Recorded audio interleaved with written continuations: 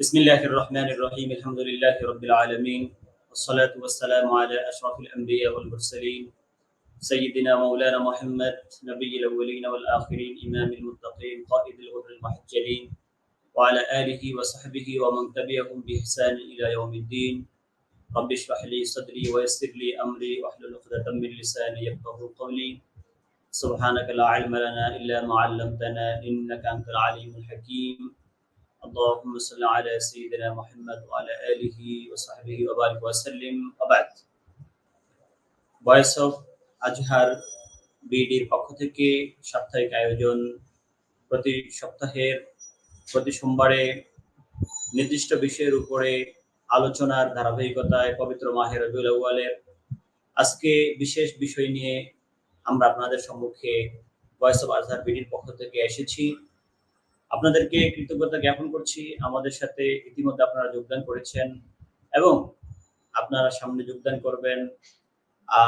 তারপরে পরবর্তীতে আমাদের প্রোগ্রামগুলো আপনারা দেখবেন এবং আপনাদের টাইম লাইনে সোশ্যাল মিডিয়াতে আপনারা এগুলোকে শেয়ার করে অন্যদেরকে দেখার সুযোগ করে দিবেন, যাতে করে গুরুত্বপূর্ণ বিষয়গুলো আমরা সকলেই সমানভাবে জেনে নিতে পারি এবং এই ফিতনার যুগে যে সকল মীমাংসিত বিষয়গুলো নিয়ে নতুন করে বিতর্কের সৃষ্টি হচ্ছে, এই বিষয়গুলো যেন আমরা ভালো করে হৃদয়ে ধারণ করতে পারি কোরআন এবং সুন্নাহর আলোকে, এবং কোরআন সুন্নাহকে যারা গবেষণা করে আইম্মায়ে কেরাম মুজতাহিদিনে কেরাম আমাদেরকে সমাধান দিয়ে দিচ্ছেন, সেই সমাধানকে আমরা যেন সামনে রেখে সকল পরিস্থিতির মোকাবেলা অত্যন্ত সুন্দরভাবে যেভাবে শরীয়ত নির্দেশ করেছে সেভাবে যেন আমরা করতে পারি। আল্লাহ রাব্বুল আলামিন যেন আমাদের সবাইকে তৌফিক দান করেন, আমিন। সম্মানিত শ্রোতা দর্শক মণ্ডলী, আমাদের সম্মানিত মডারেটর উপস্থাপক মহোদয় আমাকে যেই বিষয়টি আমাকে আলোচনা করার জন্য বলেছেন, যে বিষয়ের প্রতি তিনি ইঙ্গিত দিয়েছেন, বিষয়টি অত্যন্ত গুরুত্বপূর্ণ, যেটা বর্তমানে কতটুকু যে গুরুত্বপূর্ণ বা কতটুকু গুরুত্বের দাবিদার সেটা আসলে আমি অল্পতে বলে শেষ করতে পারবো না। এটার কারণ হচ্ছে যে এই বিষয়টিকে কেন্দ্র করে আমাদের সমাজে অনেক সমস্যার সৃষ্টি হচ্ছে, আমাদের সমাজে অনেক বিশৃঙ্খলা সৃষ্টি হচ্ছে। এটার কারণ হচ্ছে একটা শব্দকে কেন্দ্র করে, একটা শব্দকে নিয়ে আমাদের বুঝ শক্তির মাঝে একটা শব্দকে নিয়ে আমরা সঠিকভাবে বিশ্লেষণ না জানায় এবং এই শব্দটি ভালো করে অনুধাবন না করায়, এবং আসলে এই শব্দটি পবিত্র কোরআনে কিভাবে ব্যবহার হয়েছে, রাসূল করিম সাল্লাল্লাহু আলাইহি ওয়াসাল্লাম সুন্নাতে এই শব্দটিকে কিভাবে ব্যবহার করেছেন, রাসূল পাক সাল্লাল্লাহু আলাইহি ওয়াসাল্লামের উম্মত আইম্মায়ে কেরাম এই শব্দটিকে কিভাবে ব্যবহার করেছেন, এবং যারা শরীয়তের বিজ্ঞ মুজতাহিদিনে কেরাম ফুকাহে কেরাম এই শব্দটিকে কিভাবে ব্যবহার করেছেন। আমরা এই জিনিসগুলোকে না জানার কারণে আমাদের মাঝে হাজার হাজার সমস্যা, এত বেশি সমস্যা যেটা আপনি কল্পনাও করতে পারবেন না। সেই শব্দটি অন্য কিছু নয়, সেটা হচ্ছে বেদাত। এটা আরবিতে বা দাল আইন বলতা বেদাতুন, যেটা বা দাল আইন থেকে এটা উৎপত্তি হয়েছে। বেদাত এই শব্দটি আমরা একেবারে খুব বেশি শুনে থাকি। আপনি বর্তমানে সমাজের অবস্থা এমন দাঁড়িয়েছে, আপনি মীমাংসিত একটি বিষয় যেটা ওলামায়ে কেরাম যুগ যুগ ধরে করে আসছেন এবং এটার পক্ষে শরীয়তের দলিল আদিল্লা দ্বারা প্রমাণও রয়েছে। আজকে আপনি এই কথাটা বারবার শুনবেন বিভিন্ন স্কলার থেকে, ইসলামিক স্কলার থেকে, যারা ইউটিউবে বিশাল জগৎ, বিশাল স্থান দখল করে নিয়েছে, যাদের ভিউয়ার ফলোয়ার্স অনেক অনেক গুণে বেশি, তাদের থেকে আপনারা স্বাভাবিকভাবে বেশি শুনবেন যে কোনো কাজ করলেই এটাকে সহজেই বেদাত বলে ফেলে, শিরক বলে ফেলে, হারাম বলে ফেলে। আর বেদাত বলে মানুষের মাঝে এটা এক ধরনের, আমি বলবো যে মীমাংসিত বিষয়কে, যেটা ইসলামী শরীয়তে মীমাংসিত বিষয় এবং যেটা সমাধান হয়ে গিয়েছে এটা ভালো বলে এই ধরনের বিষয়কে বেদাত বলে আখ্যা দেওয়া, এটা এক ধরনের মানুষকে ইসলাম থেকে দূরে রাখা এবং ভালো কাজগুলো থেকে দূরে রাখার নামান্তরই, এছাড়া অন্য কিছু না। এখন মানুষের মাঝে একটা আতঙ্ক সৃষ্টি হয়ে গিয়েছে। আপনারা দেখবেন ইসলাম অপবিয়া নামে আপনারা যে জিনিসটা জানেন, যে ইসলামকে ওয়েস্টার্ন সোসাইটিতে মুসলমানদের বিভিন্ন কার্যকলাপের কারণে আম এটাকে একটা ভয়ের বিষয় বলে উপস্থাপন করা হয়। ইসলাম এটা মনে হচ্ছে তাদের কাছে একটা ভীতি ভয়ংকর জিনিস। অথচ ইসলাম তো ভয়ংকর না, বরং ইসলাম ভয়কে দূর করে। ইসলাম তো অত্যাচার নিয়ে আসে না, বরং অত্যাচারের অবসান ঘটিয়ে থাকে। তো আমাদের সমাজের মানুষগুলো এখন, সাধারণ মুসলমান মানুষগুলো এখন আতঙ্কিত যে আমি কি এই কাজটা আসলে করব? যদি আমি করি তাহলে আমার ভয় আছে যে আমি বেদাত ফতোয়া খেয়ে যাব। আমাকে বেদাত বলা হবে, আমাকে বেদাতই বলা হবে। আর বেদাতই বলে আমাকে জাহান্নামে পাঠিয়ে দেওয়া হবে। এইজন্য অনেক মানুষ আমাদের সমাজে অনেক কাজ ছেড়ে দিয়েছে। যে কাজগুলো তারা অত্যন্ত ভালোভাবে করত এবং যে কাজগুলো করতে গিয়ে তারা আল্লাহ রাব্বুল আলামিনের সাজদা করত বেশি বেশি। আল্লাহ রাব্বুল আলামিন হাবিব পাক সাল্লাল্লাহু আলাইহি সাল্লামের শান মান প্রকাশ পেত এবং আল্লাহ রাব্বুল আলামিনের দরবারে চোখের পানি তারা ফেলে দিত। চোখের পানি তাদের চোখ থেকে অঝোর ধারায় পানি বর্ষিত হতো। অথচ আজকে দেখা যাচ্ছে এই ধরনের ফতুয়া খাওয়ার ভয়ে, এবং শুধু মৌখিক ভয় নয়, বরং সাথে সাথে অস্ত্র ধারণ করা হচ্ছে এই সকল কাজগুলোর বিরুদ্ধে। তো আসলে অত্যন্ত মানে ভয়ঙ্কর একটা সমাজে, একটা পরিস্থিতির মাঝে আমরা চলে আসছি। যার কারণে আজহার বিডির পক্ষ থেকে আজকের আয়োজন, যে বেদাত নিয়ে আলোচনা, আসলে কোরআন সুন্নাহর আলোকে এটার সঠিক সমাধান আমরা চাই। এবং এটা কি? সম্মানিত শ্রোতা দর্শক মণ্ডলী, আপনারা আমার সাথে থাকুন, আমার আলোচনাগুলো শুনতে থাকুন এবং আমাদের আজহার বিডি, ভয়েস অফ আজহার বিডির পক্ষ থেকে নিয়মিত এই ধরনের আম গুরুত্বপূর্ণ বিষয় নিয়ে যে আলোচনাগুলো আমাদের স্কলাররা করেন, এগুলো নিয়মিত শুনতে থাকুন। আপনি যদি আমাদের সাথে নিয়মিত থাকেন, আমাদের আলোচনাগুলো নিয়মিত শুনতে থাকেন, আমাদের ওলামায়ে কেরামের আলোচনাগুলো, অবশ্যই আপনার বিভিন্ন প্রশ্নের জবাব আপনি পেয়ে যাবেন, আপনার ভুল ভেঙে যাবে। আমি ভূমিকার মধ্যে আর বেশি কথা না বলে আমি সরাসরি আমার আলোচনায় চলে যাচ্ছি। বেদাত, আমি প্রথমে বলেছি এটা একটি আরবি শব্দ, বাদাল আইনতা, বাদাল আইন থেকে এটার উৎপত্তি হচ্ছে ইনোভেশন বা নতুন আবিষ্কার। তো শাব্দিক অর্থ হচ্ছে নতুন আবিষ্কার, অর্থাৎ যেটার কোনো মডেল পিছনে ছিল না, যেটার কোনো নমুনা পিছনে ছিল না, এইরকম কোনো কিছু যদি কেউ আবিষ্কার করে তাহলে সেটা কি বেদাত বলবে। এখন ইসলামী শরীয়তের পরিভাষায় সেটা কি, বেদাতটা কি? এটা তো শাব্দিক অর্থে নতুন কোন আবিষ্কারকে বেদাত বলা হয়। ইসলামী শরীয়তের পরিভাষায় কি? ইসলামী শরীয়তের দৃষ্টিকোণ থেকে যেহেতু বেদাত বললে নতুন আবিষ্কার বোঝা যায়, নতুন কোন জিনিসের উৎপত্তি বোঝানো হয়, সুতরাং এর দুইটা দিক আমাদের সামনে চলে আসে। কারণ প্রত্যেক নতুন জিনিসকে তো আমরা ভালো বলতে পারবো না, যেগুলো আমাদের জন্য খারাপ নিয়ে আসে। যেমন আপনার মাদকাসক্ত বিভিন্ন জিনিসগুলো রয়েছে, একের পর এক নতুন নতুন আবিষ্কার হচ্ছে। রাসূল করিম সাল্লাল্লাহু আলাইহি ওয়াসাল্লামের সময় বা ওই সময় একরকম ছিল, পরবর্তীতে একরকম চলে আসছে। ওই সময় সেটা নিষেধ ছিল, এখনো এটার মধ্যে বর্ধিত হচ্ছে, এখনো এটা নিষেধ। খারাপের মধ্যে সেই নতুনত্ব আসবে, নতুন কিছু চলে আসবে। আবার যেটা নতুন চলে আসবে সেটা ভালোও হতে পারে, সেটা কোরআন সুন্নাহ বিরোধী হবে না। এজন্য বেদাতের আলোচনায় ইমাম ইবনে হাজার আল আসকালানী রাহমাতুল্লাহি আলাইহি, উনি ওনার বিশ্ববিখ্যাত কিতাব ফাতহুল বারি, এই কিতাবের মাঝে তিনি যে একটা আলোচনা করেছেন, অনেক কথার সার নির্দেশ তিনি নিয়ে এসেছেন।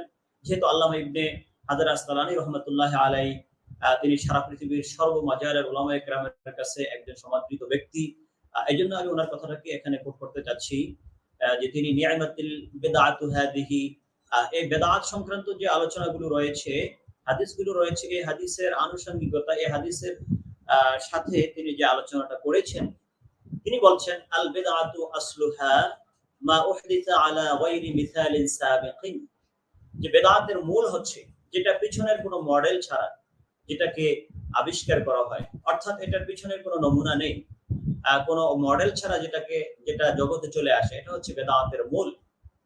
ওয়াতুতলাকু ফি শারঈ ফি মুকাবালাতি সুন্নতি ফাতাকুনু মাযমুমাতান, যে স্বাভাবিকভাবে সুন্নতকে এক পাশে রাখা হয় এবং সুন্নতের বিপরীতে বেদাত শব্দকে রাখা হয়। এটা হচ্ছে স্বাভাবিক ব্যবহার। এইজন্য অনেকে বলেছেন ফিল গালিবি, অধিকাংশ সময় সুন্নাহ এটার বিপরীতে বেদাত শব্দকে রাখা হয়। তার মানে হচ্ছে যে বেদাত মানে হচ্ছে স্বাভাবিকভাবে যেটা সুন্নাহ পরিপন্থী, সুন্নাহের বিপরীতে যেটা, সেটা হচ্ছে বেদাত। অর্থাৎ যেটাকে মুহাদ্দিসিনে কেরাম বেদাতে সাইয়্যা বলে থাকেন, বেদাতে দলালা বলে থাকেন, বেদাতে মাযমুমা বলে থাকেন। কারণ সুন্নাহর বিপরীতে যেটা আসবে এটা অবশ্যই প্রশংসনীয় বেদাত হবে না, এটা হবে বেদাতে সাইয়্যা, নিন্দ বেদাত, বেদাতে দলালা, ভ্রষ্ট বেদাত, বেদাতে মাযমুমা, নিন্দনীয় বেদাত হবে। যেন এই ধরনের কোন সংশয়ে শ্রোতা, দর্শক মণ্ডলী অথবা পাঠক না পড়ে, কোন ছাত্র তালেবে ইলম না পড়ে, যার কারণে তিনি সামনে কথাটাকে আরো ক্লারিফাই করছেন, আরো বিস্তারিতভাবে বর্ণনা করে দিচ্ছেন। তিনি বলছেন ওয়াত-তাহকীকু আন্নাহা ইন কানাত মিম্মা তানদারিজু তাহতা মুস্তাহসিনিন ফিশ শারঈ ফাহিয়া হাসানাতুন ওয়া ইন কানা মিম্মা তানদারিজু তাহতা মুস্তাকবাহিন ফিশ শারঈ ফাহিয়া মুস্তাকবাহাতুন ওয়া ইল্লা ফাহিয়া মিন কিসমিল মুবাহি ওয়া ক্বাদ তানকাসিমু ইলা আল-আহকামিল খামসাতি। এই কথাটা অত্যন্ত গুরুত্বপূর্ণ, গুরুত্বের সাথে আপনারা অনুধাবন করবেন এবং শ্রবণ করবেন যে একেবারে সার নির্যাস কথা হচ্ছে বেদাতের ব্যাপারে, তাহকিক কথা হচ্ছে। আর এই তাহকিকটা ইমাম ইবনে হাজার আসকালানির পক্ষ থেকে, যিনি বুখারী শরীফের ব্যাখ্যা গ্রন্থ সহ অনেক কিতাব লিখেছেন, সারা পৃথিবীর সকলে ওনার কাছে সমাদৃত।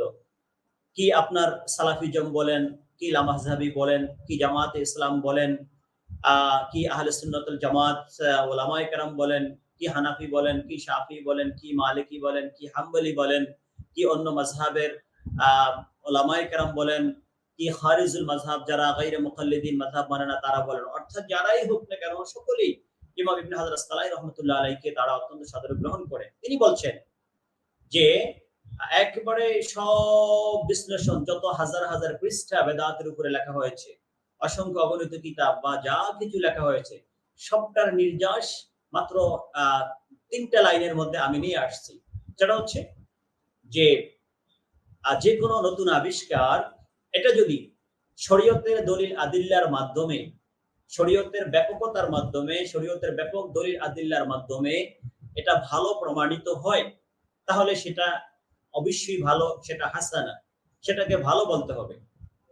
আর যে কোনো নতুন আবিষ্কার সেটা শরীয়তের দলিল আদিল্লার বিপরীতে যদি চলে যায়, অর্থাৎ শরীয়তের কোন দলিল আদিল্লা এটার বিপরীতে রায় দিয়েছে, এটাকে খারাপ বলেছে, তাহলে এটাকে আর ভালো বলার সুযোগ নাই, তখন এটাকে খারাপ বলতে হবে। আর তখন এটাকে বলতে হবে বেদাতে সাইয়্যা, অর্থাৎ নিন্দনীয় আবিষ্কার। তো এখানে স্পষ্ট জিনিস যে শরীয়তের দলিল ব্যাপকতার, শরীয়তের ব্যাপক দলিল কোরআন, সুন্নাহ, ইজমা, কিয়াস। আমাদেরকে আগে জানতে হবে শরীয়তের দলিল এই চারটা: কোরআন, সুন্নাহ, ইজমা এবং কিয়াস। তো শরীয়তের যে এগুলো হচ্ছে সকলের ঐক্যমতে চারটা দলিল, এর বাহিরেও আরো দলিল আছে, সকলের মতে এই চারটা। তো এই যে চারটা দলিল, এই চারটা দলিল দ্বারা প্রমাণিত, দলিলের ব্যাপকতার দ্বারা, সেখানে দলিল বিশেষ নির্দিষ্ট দলিল হতে পারে, ব্যাপক দলিল হতে পারে, আম দলিল হতে পারে। অর্থাৎ ব্যাপক দলিলের ব্যাপকতার দ্বারা কোনো না কোনো দিক থেকে যদি ওই কাজটা প্রমাণিত হয়, তাহলে সেটাকে খারাপ বলার কোনো সুযোগ নেই, সেটাকে বলতে হবে যে প্রশংসনীয় আবিষ্কার বা বেদাতে হাসানা বা বেদাতে মাহমুদা। আর যদি শরীয়তের কোরআন, সুন্নাহ, ইজমা এবং কিয়াস, এই যে দলিলগুলো রয়েছে, নির্দিষ্ট দলিল এবং অনির্দিষ্ট দলিল, খাস এবং আম, মুতলাক এবং মুআয়্যান, এভাবে যত প্রকারগুলো রয়েছে, কোনোভাবেই এটাকে কোনো দিক থেকেই বিশ্লেষণ করে কোনোভাবেই এটাকে শরীয়তের আওতার মধ্যে আনা যাচ্ছে না, বরং শরীয়তের সাথে এটা স্পষ্ট সাংঘর্ষিক হচ্ছে, তখন এটাকে অবশ্যই নিন্দনীয় আবিষ্কার বলতে হবে, এটাকে বেদাতে মাযমুমা বলতে হবে, এটাকে বেদাতে সাইয়্যা বলতে হবে। একেবারে স্পষ্ট কথা হাফেজ ইবনে হাজার আসকালানী রাহমাতুল্লাহ আলাইহি বলে দিলেন। সুতরাং আমাদের আলোচনা থেকে আমাদের কাছে বিষয়টা ক্লিয়ার হয়ে গিয়েছে যে আমরা বেদাত বললেই আমরা আমাদের নাককে ছিটকাবো না, বেদাত বললে আমাদের চেহারাকে আমরা কালো করে ফেলবো না। বেদাত বললে আমাদের মুখের উপরে আমরা ঘুমটা মারবো না। বেদাত বললে আমরা এখানে জাহান্নামী বলবো না। বেদাত বললে আমরা এটাকে ভয়ের কোনো জিনিস মনে করব না। বরং বেদাত আম কোনো কিছুকে বলা হলে আমরা উলামায়ে কেরামদের দিকে তাকিয়ে থাকবো। উলামায়ে কেরাম এটাকে কি বলছেন? ওনারা কি এটাকে এটা যেহেতু নতুন আসছে, এটাকে কি ভালো বলছেন না খারাপ বলছেন? যদি ভালো বলে সেটা বেদাতে হাসানা হবে, অবশ্যই গ্রহণ করা হবে। আর যদি খারাপ বলে সেটা বেদাতে সাইয়্যা হবে, অবশ্যই আমাদেরকে বর্জন করতে হবে। আর যদি সাইয়্যা হয়ে থাকে সেক্ষেত্রে রাসূল পাক সাল্লাল্লাহু আলাইহি সাল্লাম বলেছেন যে মান ওয়াক্কারা সাহিবা বিদআতিন, যে ব্যক্তি কোন বেদাতকারীকে সম্মান করবে, অর্থাৎ নিন্দনীয় বেদাতের সাথে সম্পৃক্ত কোন ব্যক্তিকে সম্মান করবে, ফাকাদ আ'আনা আলা হাদামিল ইসলাম, সে ইসলাম ধ্বংসে সহায়তা করলো। এটা হচ্ছে এই প্রকারের ক্ষেত্রে। আবার কেউ যখন ভালো বেদাত করবে, প্রশংসনীয় বেদাত করবে, তার ক্ষেত্রে রাসূল করিম সাল্লাল্লাহু আলাইহি ওয়াসাল্লামের আরেকটি হাদিস আমরা নিয়ে আসব, যেখানে রাসূল পাক সাল্লাল্লাহু আলাইহি ওয়াসাল্লাম এই কাজের প্রতি উৎসাহিত করেছেন এবং যারা এই কাজকে পরবর্তীতে ধরে রাখবে তারা এই কাজ করে যে সওয়াব পাবে, যিনি এই কাজের আবিষ্কারক তিনিও সেই সওয়াবের মধ্যে অংশ নেবেন, এটা তিনি হাদিসে পাকের মাধ্যমে ঘোষণা করেছেন। সহিহ মুসলিম শরীফের মাঝে রাসূলুল্লাহ সাল্লাল্লাহু আলাইহি ওয়াসাল্লাম বলছেন, মান সান্না ফিল ইসলামি সুন্নাতান হাসানাতান ফালাহু আজরুহা ওয়া আজরু মান আমিলা বিহা। তারপরে মিন গায়রি আইয়ানকুসা মিন উজুরিহিম শাই। আবার পরবর্তীতে এটার বিপরীতে বলছেন, মান সান্না ফিল ইসলামি সুন্নাতান সাইয়্যাতান ফালাহু বিজরুহা ওয়া বিজরু মান আমিলা বিহা মিন গায়রি আইয়ানকুসা মিন আওজারিহিম শাই ইলা আখিরিল হাদিস আও কামা ক্বালা আলাইহিস সালাতু ওয়াস সালাম। রাসূল পাক সাল্লাল্লাহু আলাইহি ওয়াসাল্লাম তিনি হাদিস পাকের মাঝে দুইটা অংশকে পার্থক্য করে দিলেন, যে বেদাতের একটা পার্ট না, দুইটা পার্ট, একটা হচ্ছে ভালো আর একটা খারাপ। তিনি ভালোটার প্রতি উৎসাহিত করেছেন আর খারাপটার ব্যাপারে নিরুৎসাহিত করেছেন।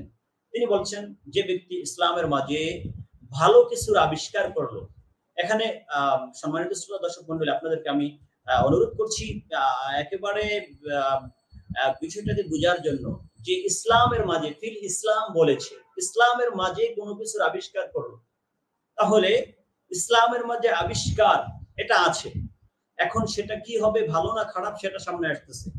রাসূল পাক সাল্লাল্লাহু আলাইহি ওয়াসাল্লাম বলছেন, ইসলামের মাঝে যে কোনো কিছুর আবিষ্কার করলো, তাহলে ইসলামের মাঝে আবিষ্কার, ইসলামের মাঝে আবিষ্কার বলতে ইসলামের মাঝে যা কিছু রয়েছে, সেখানে আপনি শুধু এটাকে নির্দিষ্ট করবেন যে আপনার সাথে আমার সাথে লেনদেনের ক্ষেত্রে, অন্য ক্ষেত্রে হবে না, না। তাহলে যদি এমনটা হয়, তাহলে তো আপনি ইসলামকে নির্দিষ্ট করে ফেললেন মুআমালাতের মধ্যে, লেনদেনের মধ্যে। ইসলামকে ইসলামের যে বিশালতা, ইসলাম যে ইবাদতের সাথে সম্পৃক্ত, ইসলাম যে আখলাকের সাথে সম্পৃক্ত, ইসলাম যে আরো বিভিন্ন বিষয়ের সাথে সম্পৃক্ত, আপনি তো সেই জিনিসটাকে আপনি বাদ দিয়ে দিলেন নিজস্ব ব্যাখ্যার কারণে। এই জন্য রাসূল করিম সাল্লাল্লাহু আলাইহি ওয়াসাল্লাম বলছেন, ফির ইসলাম, ইসলামের মধ্যে যা কিছু রয়েছে, ইসলামের মাঝে যদি কেউ প্রচলন করে, সেই প্রচলনটা কেমন হবে? সুন্নাতান হাসানাতান, ভালো প্রচলন। রাসূল পাক সাল্লাল্লাহু আলাইহি ওয়াসাল্লাম এখানে ভালো প্রচলন বলেছেন। এরকম ভালো প্রচলন যদি কেউ করে, তাহলে এই প্রচলনের সওয়াব, এটা যেহেতু ভালো, এটার সওয়াব সে পাবে, এবং এটার উপর ভিত্তি করে এটাকে অনুসরণ করে পরবর্তীতে যতজন এই কাজ করবে, প্রত্যেকের এক একটা করে সওয়াব, প্রত্যেকের সওয়াবটা সে তো পাবেই, যিনি আবিষ্কারক, যিনি এটার উদ্বোধক, তিনিও এই সওয়াব পাবেন। তাহলে এই হাদিসের মাঝে রাসূল করিম সাল্লাল্লাহু আলাইহি ওয়া আলিহি ওয়াসাল্লাম তিনি ভালো কাজের প্রশংসা করছেন, ভালো আবিষ্কারের তিনি প্রশংসা করেছেন। এর সাথে সাথে আমি আরেকটা বিষয় বলে দিচ্ছি, সেটা হচ্ছে, আমাকে মডারেটর প্রশ্ন করেছেন যে যে ভালো কাজের আবিষ্কারক হবে, যে ভালো কাজের আবিষ্কার করবে, সে তার আবিষ্কারের উপরে সওয়াব পাবে কিনা। হ্যাঁ, ওনার প্রশ্নের জবাব আমি এই হাদিস থেকে দিয়ে দিচ্ছি। রাসূল করিম সাল্লাল্লাহু আলাইহি ওয়াসাল্লাম তিনি এই হাদিসের মাঝে তিনি স্পষ্ট বলেছেন, যে ভালো কাজের আবিষ্কারক হবে, ইসলামের মাঝে ভালো কাজের আবিষ্কারক হবে, সে ওই ভালো কাজের সওয়াব তো পাবেই, বরং তার অনুকরণে যত ব্যক্তি এটা করবে তাদের সওয়াবও সে পাবে। যারা করবে তাদের সওয়াবের কমতি হবে না, বরং ওইরকম একটা সওয়াব তার আমলনামার মধ্যে আল্লাহ লিখে দিবেন। এক। অপরপক্ষে দেখেন, রাসূল করিম সাল্লাল্লাহু আলাইহি ওয়াসাল্লাম বলছেন, সুন্নাতান সাইয়্যাতান, যে ব্যক্তি ইসলামের মাঝে এমন কিছুর আবিষ্কার করবে যেটা, যে আবিষ্কারটা নিন্দনীয়, রাসূল পাক সাল্লাল্লাহু আলাইহি ওয়াসাল্লাম এই ব্যাপারে বললেন, ফালাহু উজরুহা। একটা হচ্ছে আজরুন আর একটা হচ্ছে উজরুন। দুইটা শব্দ আপনারা মনে রাখবেন। দুইটা শব্দ যদি মনে রাখেন, তাহলে বেদাতের ব্যাপারে আর কোনো আলোচনা করা দরকার নেই, শোনা দরকার নেই। আবিষ্কার দুইটা, একটা ভালো আরেকটা খারাপ। ভালোর ক্ষেত্রে বলেছেন আজিরুন, আর খারাপের ক্ষেত্রে বলেছেন বিজরুন। ভালোর ক্ষেত্রে বলেছেন আজিরুন, সওয়াব হবে, আর খারাপের ক্ষেত্রে বলেছেন বিজরুন, পাপ হবে। সুতরাং ভালো আবিষ্কার হলে নেক হবে, আর খারাপ আবিষ্কার হলে পাপ হবে। এবং শুধু যে এই আবিষ্কারটা করবে এই পাপটা সে শুধু নিজেই বহন করে, যে পাপ যে সে একবার হয়ে যাবে এমন না, বরং পরবর্তীতে এই পাপ কাজটা যে করবে, যত ব্যক্তি করবে প্রত্যেকের সেই পাপের বোঝা তাকে গ্রহণ করতে হবে। যে করবে সে পাপ পাবেই, এবং সেম একটা পাপ সে নিজেও এটা গ্রহণ করবে, যেহেতু সে এটার আবিষ্কারক। তাহলে একেবারে ক্লিয়ার হয়ে গিয়েছে। রাসূল পাক সাল্লাল্লাহু আলাইহি ওয়াসাল্লাম তিনি এই হাদিসের মাঝে দুইটা ভাগে ভাগ করে দিয়েছেন, ভালো এবং মন্দ। এখান থেকে এই হাদিসকে কেন্দ্র করে আমার কোন বন্ধু বলতে চায় যে না, এখানে সুন্নাহ দ্বারা রাসূল পাক সাল্লাল্লাহু আলাইহি ওয়াসাল্লামের সুন্নাহকে বোঝানো হয়েছে। অর্থাৎ এই হাদিস দ্বারা উদ্দেশ্য হচ্ছে যে ব্যক্তি রাসূল পাক সাল্লাল্লাহু আলাইহি ওয়াসাল্লামের সুন্নতের আমল করবে তার জন্য সওয়াব হবে, এবং এই সুন্নতের আমল, তার আমল দেখে অন্যান্যরা যারা এটা করবে, যেহেতু তাকে দেখে করতেছে, সুতরাং ওইরকম একটা সওয়াব তার মধ্যেও চলে আসবে। তো আমার বন্ধুরা এই সুন্নাহ দ্বারা রাসূল করিম সাল্লাল্লাহু আলাইহি ওয়াসাল্লামের সুন্নাহকে উদ্দেশ্য করতেছেন, নতুন কোন প্রচলনকে ওনারা বলতে চাচ্ছেন না। আমি তাদের কাছে মিনতির সাথে করজোরে বলবো যে না বন্ধুরা, আমার এখানে আপনাদের অনেক ভুল হয়ে যাচ্ছে। আপনি যদি এখানে বলেন রাসূল করিম সাল্লাল্লাহু আলাইহি ওয়াসাল্লামের সুন্নাহ উদ্দেশ্য, তাহলে তো আপনাকে প্রথম অংশের মধ্যে আপনি সুন্নাতে হাসানা দ্বারা রাসূল পাক সাল্লাল্লাহু আলাইহি ওয়াসাল্লামের সুন্নাত উদ্দেশ্য বললেন। হ্যাঁ, রাসূল সাল্লাল্লাহু আলাইহি ওয়াসাল্লাম সব সুন্নাত ভালো, কিন্তু আপনি পরবর্তী অংশে কি ব্যাখ্যা করবেন, যেখানে রাসূল পাক সাল্লাল্লাহু আলাইহি ওয়াসাল্লাম বলছেন সুন্নাহ সাইয়্যিআ, তাহলে আপনি কি রাসূলুল্লাহ সাল্লাল্লাহু আলাইহি ওয়াসাল্লামের কোন সুন্নাহকে সাইয়্যিআ বলতে পারবেন, খারাপ বলতে পারবেন? অবশ্যই পারবেন না। যদি আপনি তারপরে বলে থাকেন, তাহলে নিঃসন্দেহে রাসূল পাক সাল্লাল্লাহু আলাইহি ওয়াসাল্লামের সুন্নাহকে সাইয়্যিআ বলার কারণে আপনি মুরতাদ হয়ে যাবেন, ইসলাম থেকে বের হয়ে যাবেন। এটার কোনো অপশন নেই। তাহলে প্রমাণিত হলো রাসূল করিম সাল্লাল্লাহু আলাইহি ওয়াসাল্লামের এটার দ্বারা রাসূল করিম সাল্লাল্লাহু আলাইহি ওয়াসাল্লামের সুন্নাহ উদ্দেশ্য নয়, বরং এটার দ্বারা উদ্দেশ্য হচ্ছে রাসূল করিম সাল্লাল্লাহু আলাইহি ওয়াসাল্লাম এর পরবর্তী যুগে বা পরে নতুন কোন প্রচলন, সেটা ভালো হতে পারে, খারাপ হতে পারে। তো আমরা দুইটা সংক্ষিপ্তভাবে দুই দিকের আলোচনা নিয়ে আসলাম, যে মান ওয়াক্কারা সাহিবা বিদআতিন ফাকাদ আনা আলা হাদামিল ইসলাম, এই হাদিসটা হচ্ছে বিদআতে সাইয়্যিআ এর ক্ষেত্রে, আর মান সান্না ফিল ইসলামি সুন্নাতান হাসানাতান এবং সুন্নাতান সাইয়্যিআতান, এই হাদিসের মাঝে দুইটাই আছে, বিশেষ করে সুন্নাতে হাসানা, বিদআতে হাসানা এর ক্ষেত্রে। সম্মানিত শ্রোতা দর্শক মণ্ডলী, এরপরে আমি আপনাদের কাছে যেটা নিয়ে আসছি সেটা হচ্ছে, দেখুন রাসূল করিম সাল্লাল্লাহু আলাইহি ওয়াসাল্লাম আমাদের কাছে জীবন আদর্শ নিয়ে এসেছেন। রাসূল করিম সাল্লাল্লাহু আলাইহি ওয়াসাল্লামের জীবন আদর্শে ভাবে আল্লাহ বলেছেন, ওয়া ইন্নাকা লাআলা খুলুকিন আযীম, লাকাদ কানা লাকুম ফি রাসূলিল্লাহি উসওয়াতুন হাসানা। আল্লাহ রাসূল পাক সাল্লাল্লাহু আলাইহি ওয়াসাল্লামের যে আদর্শ আমাদেরকে দিয়েছেন, সেটার মধ্যে আমাদের জন্য মডেল রেখেছেন, আদর্শ রেখেছেন, অনুকরণীয় রেখেছেন, সবটাই অনুকরণীয়। রাসূল করিম সাল্লাল্লাহু আলাইহি ওয়াসাল্লামের যে সুন্নাহ, তিনি যে জীবন ব্যবস্থা দুনিয়ায় তিনি আগমন করেছেন, এ ব্যাপারে আল্লাহ রাব্বুল আলামিন কোরআন শরীফের মাঝে বলেছেন, খুযু মা আতাকুমুর রাসূলু ফাখুযুহু ওয়া মা নাহাকুম আনহু ফান্তাহু, যে রাসূল করিম সাল্লাল্লাহু আলাইহি ওয়াসাল্লাম যা নিয়ে এসেছেন তোমরা ফাখুযুহু, তোমরা সেটাকে গ্রহণ করো, ওয়া মা নাহাকুম আনহু ফান্তাহু, যেটা নিষেধ করেছেন সেটা তোমরা গ্রহণ করো না। আপনারা অত্যন্ত মনোযোগের সাথে এটা বোঝার চেষ্টা করবেন। এখান থেকে কিন্তু অনেকেই একেবারে মিসগাইডেড হয়ে যান, অন্যদিকে বুঝের সৃষ্টি হচ্ছে। এখানে দুইটা জিনিস একেবারে ক্লিয়ার, যা নিয়ে এসেছেন তা গ্রহণ করো, যা নিষেধ করেছেন, মা আতাকুমুর রাসূল, যা নিয়ে এসেছেন তা গ্রহণ করো, যা নিষেধ করেছেন তা বর্জন করো। বাস দুইটা জিনিস শেষ।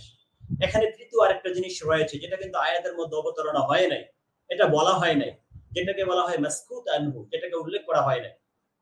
সেটা কি, যে ওমা তারাকা রাসূলুল্লাহ সাল্লাল্লাহু আলাইহি ওয়াসাল্লাম, যে রাসূল পাক সাল্লাল্লাহু আলাইহি ওয়াসাল্লাম যেটা করেন নাই, যেটা করেছেন গ্রহণ করো, যেটা নিষেধ করেছেন বর্জন করো।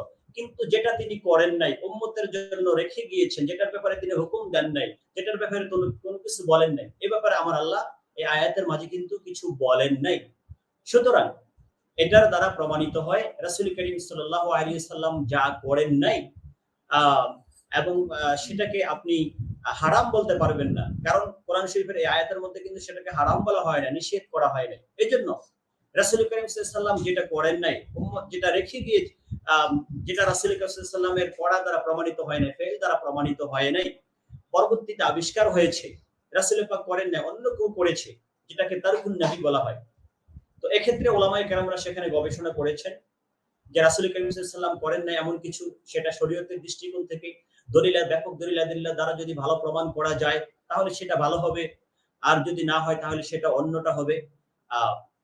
এখান থেকে উসুল ফিকহের মধ্যে ইসলামী শরীয়ত, ইসলামী লয়ের মধ্যে, ইসলামিক লয়ের মাঝে, ইসলামী আইনের মাঝে একটা বিষয়, একটা অধ্যায়ের সূচনা হয়েছে। সেটা হচ্ছে যে তারকুন নবী হুজ্জাতুন আমলা, রাসূল পাক সাল্লাল্লাহু আলাইহি সাল্লাম যেটা তরক করেছেন, যে ব্যাপারে হা বা না কিছুই বলেন নাই, এটা কি শরীয়তের হুজ্জত হবে কিনা? উলামায়ে কেরাম বলেছেন যে তারকুন নবী সাল্লাল্লাহু আলাইহি ওয়া আলিহি ওয়াসাল্লাম লাইসা বিহুজ্জাতিন উমুমান বা লাইসা বিহুজ্জাতিন, তারকুন নবী এটা হুজ্জা না। কারণ তারকুন নবী রাসূল সাল্লাল্লাহু আলাইহি ওয়াসাল্লাম যেটা করেন নাই সেটা সেটাকে দেখতে হবে শরীয়তের দলিল আদিল্লাহ, কোরআন সুন্নাহ ইজমা কিয়াসের ভিত্তিতে এটা কোন পর্যায়ে যায় সেটার বিবেচনা করে এখানে হুকুম দিতে হবে। এজন্য ইমাম শেখ আব্দুল্লাহ সিদ্দিক আল-গুমারি রাহমাতুল্লাহ আলাইহি এই ব্যাপারে তিনি কিতাব লিখেছেন প্রস্তুত তাফাহুম ওয়া দারক ফি মাসআলাতি তারক, যে রাসূল পাক সাল্লাল্লাহু আলাইহি ওয়াসাল্লামের তারক তিনি যেটা করেন নাই এই ব্যাপারে তিনি সুন্দর আলোচনা করেছেন, প্রমাণ করেছেন, উদাহরণ দিয়েছেন যে রাসূল পাক সাল্লাল্লাহু আলাইহি ওয়াসাল্লাম করেন নাই বিদায় আমরা করব, তাহলে এটা তো হারাম হবে। এই ধরনের বলার কোনো সুযোগ নেই। অত্যন্ত সুন্দরভাবে তিনি উদাহরণগুলো টেনেছেন, আলোচনা করেছেন। এ ব্যাপারে হাদিস, কোরআন হাদিসের আলোচনা আমি আপনাদেরকে উপহার দিচ্ছি এখনই। আপনারা দেখেন যে রাসূল করিম সাল্লাল্লাহু আলাইহি ওয়া আলিহি ওয়াসাল্লাম তিনি যখন দুনিয়া থেকে পর্দা করেছেন, তিনি দুনিয়া থেকে পর্দা করার পরে যখন কোরআন শরীফকে একটা পাণ্ডুলিপির মাঝে একসাথ করার প্রশ্ন আসলো। রাসূল করিম সাল্লাল্লাহু আলাইহি ওয়াসাল্লাম দুনিয়া থেকে পর্দা করার পূর্ব পর্যন্ত কোরআন শরীফ ওহী নাযিল হওয়ার সম্ভাবনা ছিল, যার কারণে কোরআন শরীফকে নির্দিষ্ট একটা পাণ্ডুলিপির মধ্যে একসাথ করা সম্ভব হয়নি, করা হয়নি। খেজুরের পাতায়, পাথরের মাঝে, বিভিন্ন জায়গায় কোরআন শরীফের আয়াতগুলোকে লেখা হয়েছে। রাসূল করিম সাল্লাল্লাহু আলাইহি ওয়াসাল্লাম দুনিয়া থেকে পর্দা করেছেন, ওহী নাযিল বন্ধ হয়ে গিয়েছে। এখন কোরআন শরীফকে এক জায়গায় আনতে হবে মানুষের কল্যাণের জন্য। তো প্রস্তাব আসলো, তখন সাহাবায়ে কেরামদের মাঝে কেউ, সহিহ বুখারীর হাদিস আমি সংক্ষেপ করছি, সাহাবায়ে কেরামদের মাঝে কেউ বললেন যে কাইফা তাফআলু শাইআন লাম ইয়াফআলহু রাসূলুল্লাহ সাল্লাল্লাহু আলাইহি ওয়া আলিহি ওয়াসাল্লাম, যে রাসূল করিম সাল্লাল্লাহু আলাইহি ওয়াসাল্লাম তো এটাকে তরক করেছেন, এটা তিনি করেন নাই, সুতরাং এটা আপনি কিভাবে করবেন? তখন এইভাবে বারবার কথা চলতেছিল। পরবর্তীতে সাহাবী বলছেন শারাহাল্লাহু সাদরি, যে আল্লাহ আমার অন্তরের মধ্যে ইলহাম করে দিলেন যে না, রাসূল করিম সাল্লাল্লাহু আলাইহি ওয়াসাল্লাম করেন নাই, ঠিক আছে, কিন্তু আমরা যদি এই কাজটা করি যেটা তিনি করেন নাই, এটা যদি আমরা করি তাহলে এই করার মাঝে কল্যাণ আছে, এটার মাঝে খাইর আছে, এটার মাঝে বারাকা আছে, এটার মাঝে মুসলিম মিল্লাতকে ফিতনা থেকে এবং কোরআনকে হেফাজতের দলিল এখানে আছে, কোরআনকে হেফাজতের ক্ষেত্রে এটা ভূমিকা রাখবে। তো দেখেন রাসূল করিম সাল্লাল্লাহু আলাইহি ওয়াসাল্লাম করেন নাই, যার কারণে কেউ প্রশ্ন করেছিলেন, কিন্তু পরবর্তীতে বারবার আলোচনার মাধ্যমে, মুশাওয়ারার মাধ্যমে যে সিদ্ধান্ত আসলো যে হ্যাঁ রাসূল করিম সাল্লাল্লাহু আলাইহি ওয়াসাল্লাম করেন নাই, ঠিক আছে, কিন্তু তিনি করেন নাই এটা দলিল না যে করা যাবে না। যদি ভালো হয় সেটা অবশ্যই করা যাবে। এটা হযরত আবু বকর রাদিয়াল্লাহু তাআলা যখন জমে কোরআন করলেন, আবার পরবর্তীতে যখন যায়েদ বিন সাবিত রাদিয়াল্লাহু তাআলাকে লেখার জন্য আদেশ করা হলো, তখনও এই কথাগুলো চলে আসছে। তাহলে এই বিষয়গুলো স্পষ্ট এই হাদিস দ্বারা যে রাসূল সাল্লাল্লাহু আলাইহি ওয়াসাল্লাম যেটা করেন নাই বলেই সেটা আপনি একদিকে ফতোয়া নিতে পারবেন না, বরং করেন নাই, এখন আপনার দুইটা দিক খোলা। এটা কি শরীয়তের সাথে সম্পৃক্ত কি সম্পৃক্ত না? যদি কল্যাণ থাকে তাহলে সেটা অবশ্যই ভালো হবে, আর যদি অকল্যাণ থাকে তাহলে সেটা অবশ্যই খারাপ হবে। একটা হবে বেদাতে হাসানা, আরেকটা হবে বেদাতে সাইয়্যা। আমার এই সংক্ষিপ্ত আলোচনার মাঝে অবশ্যই শ্রোতা দর্শক মণ্ডলী আপনারা বুঝিয়ে নিয়েছেন যে আসলে বেদাত বলতে সবটাই নিন্দনীয় না, বেদাত বলতে সবটাই হারাম না, বরং একটা রয়েছে ভালো আর একটা রয়েছে খারাপ। আমি আশা করি এতটুকুই দলিল আদিল্লার জন্য যথেষ্ট। তারপরও আমি স্বতন্ত্রভাবে দুইটা দলের আলাদা আলাদা দলিল দিচ্ছি। যারা বলছেন যে বেদাত বলতে সবকিছুই নিন্দনীয়, নতুন আবিষ্কার বলতে সবকিছুই নিন্দনীয়, এখানে নতুন আবিষ্কার বলতে ভালো কোনো দিক নেই, সবটাই খারাপ, তাদের প্রধান এবং শ্রেষ্ঠ দলিল হচ্ছে পবিত্র কোরআন কারীমের আয়াত সূরাতুল মাঈদার মধ্যে আল্লাহ রাব্বুল আলামিন বলছেন, আউযু বিল্লাহি মিনাশ শাইতানির রাজীম, বিসমিল্লাহির রহমানির রহিম, আল-ইয়াওমা আকমালতু লাকুম দীনাকুম ওয়া আতমামতু আলাইকুম নি'মাতি ওয়া রাদিতু লাকুমুল ইসলাম দীনা। সাদাকাল্লাহু মাওলানা আল-আযীম ওয়া সাদাকা রাসূলুহুন নবিয়্যুল হাবিবুল কারীম। যে আজ এরশাদ হচ্ছে, আজ আমি তোমাদের জন্য তোমাদের দিনকে পরিপূর্ণ করেছি এবং আমার তোমাদের নিয়ামতের পূর্ণাঙ্গতা দান করেছি এবং ইসলামকে ধর্ম হিসাবে মনোনীত করেছি এবং এটাই আমার একমাত্র মনোনীত ধর্ম। তো এখানে আল্লাহ রাব্বুল আলামিন দিনকে পূর্ণ করে দিয়েছেন। তো দিনকে যদি পূর্ণ করা হয়, পূর্ণতার পরে তো আর কোনো কিছু বাকি থাকে না। যখন পূর্ণতার শব্দ আসবে, তখন শুধু একটাই বাকি থাকবে, পূর্ণতা থেকে আস্তে, আস্তে কমবে। পূর্ণতা তো লা লা ইয়াহতামিলু জিয়াদা। যখন পূর্ণতা হয়ে যায়, তখন তো আর বাড়তি কিছু আসে না। তখন তো আস্তে, আস্তে কমবে। সুতরাং রাসূল করিম সাল্লাল্লাহু আলাইহি ওয়া আলিহি ওয়াসাল্লামা উপরে আল্লাহ যে আয়াত নাযিল করেছেন এবং বলেছেন আমি দিনকে পূর্ণ করে দিয়েছি, এই আয়াতের মাধ্যমে যে বলা হয়েছে, তো তাহলে তো এখানে এরপরে তো আর কোনো কিছু আবিষ্কারের সুযোগ নেই। সম্মানিত শ্রোতা দর্শক মণ্ডলী, অত্যন্ত চমৎকার এবং আল্লাহ যে কথাটা বলেছেন, অবশ্যই আল্লাহ রাব্বুল আলামিন আমাদেরকে এই দিন, আল্লাহ আমাদেরকে যে পূর্ণাঙ্গ একটা দিন দিয়েছেন, যা the complete code of life, যে মুসলমানদের এটা পরিপূর্ণ জীবন বিধান। একেবারে ব্যক্তিগত জীবনে, রাষ্ট্রীয় জীবনে, পারিবারিক জীবনে এবং প্রত্যেকটি ক্ষেত্রে যখন শৈশব হবে তখন কি বিধান হতে পারে, যখন সে কৈশোরে পৌঁছবে, যখন সে যুবক হবে, যখন সে বার্ধক্যে পৌঁছবে, যখন সে একজন থেকে ডাবল হবে, বৈবাহিক জীবনে পৌঁছবে, যখন তার সন্তান-সন্ততি হবে। এভাবে একেবারে সব দিক পবিত্র কোরআনে কারীমের মাঝে আল্লাহ বর্ণনা করে দিয়েছেন। এই দিনের মাঝে আল্লাহ সব দিক বর্ণনা করে দিয়েছেন। দিন কোনো কিছুকে বাকি রাখে নাই। একেবারেই এটা বাস্তব কথা এবং এটাই আমাদের আকীদা, বিশ্বাস এবং এ ব্যাপারেই কোরআন শরীফের মধ্যে আল্লাহ অন্য জায়গায়ও বলেছেন যে তিবিয়ানান লিকুল্লি শাই। আল্লাহ এই কোরআনকে নাযিল করেছেন সবকিছুর বর্ণনার জন্য। এখানে কোনো কিছু বাদ রাখে নাই। সবকিছু রয়েছে। এখন আমার প্রশ্ন হচ্ছে, এটার সাথে, এই আয়াতের সাথে বেদাতে হাসানা বা নতুন আবিষ্কারের সাথে কি সংঘর্ষ রয়েছে? এটা কি সাংঘর্ষিক? না, অবশ্যই না। এই আয়াতের সাথে নতুন আবিষ্কার এটা অবশ্যই সাংঘর্ষিক না। বরং এই আয়াতের পরে আপনি শুনে আশ্চর্য হবেন, এই আয়াতের পরেও কোরআন শরীফের আরো আয়াত নাজিল হয়েছে। এখন আপনি কি বলবেন? এই আয়াতের পরে, এই আয়াত যখন নাজিল হয়েছে তারপরেও কোরআন শরীফের আরো আয়াত নাজিল হয়েছে। তাহলে আপনি কি বলবেন এরপরে কোরআন শরীফের যে আয়াতগুলো নাজিল হয়েছে এগুলো কোরআনের বাহিরে, এগুলো দ্বীনের বাহিরে, এগুলো দ্বীনের অন্তর্ভুক্ত না? আপনি কি এটা বলার সাহস করতে পারবেন? তাহলে কি আপনি ওই আয়াতগুলোকে কোরআন শরীফ থেকে বাদ দিয়ে দিতে পারবেন? অবশ্যই এই দুঃসাহস আপনি করবেন না। পৃথিবীর কোন মুসলমানও করবে না।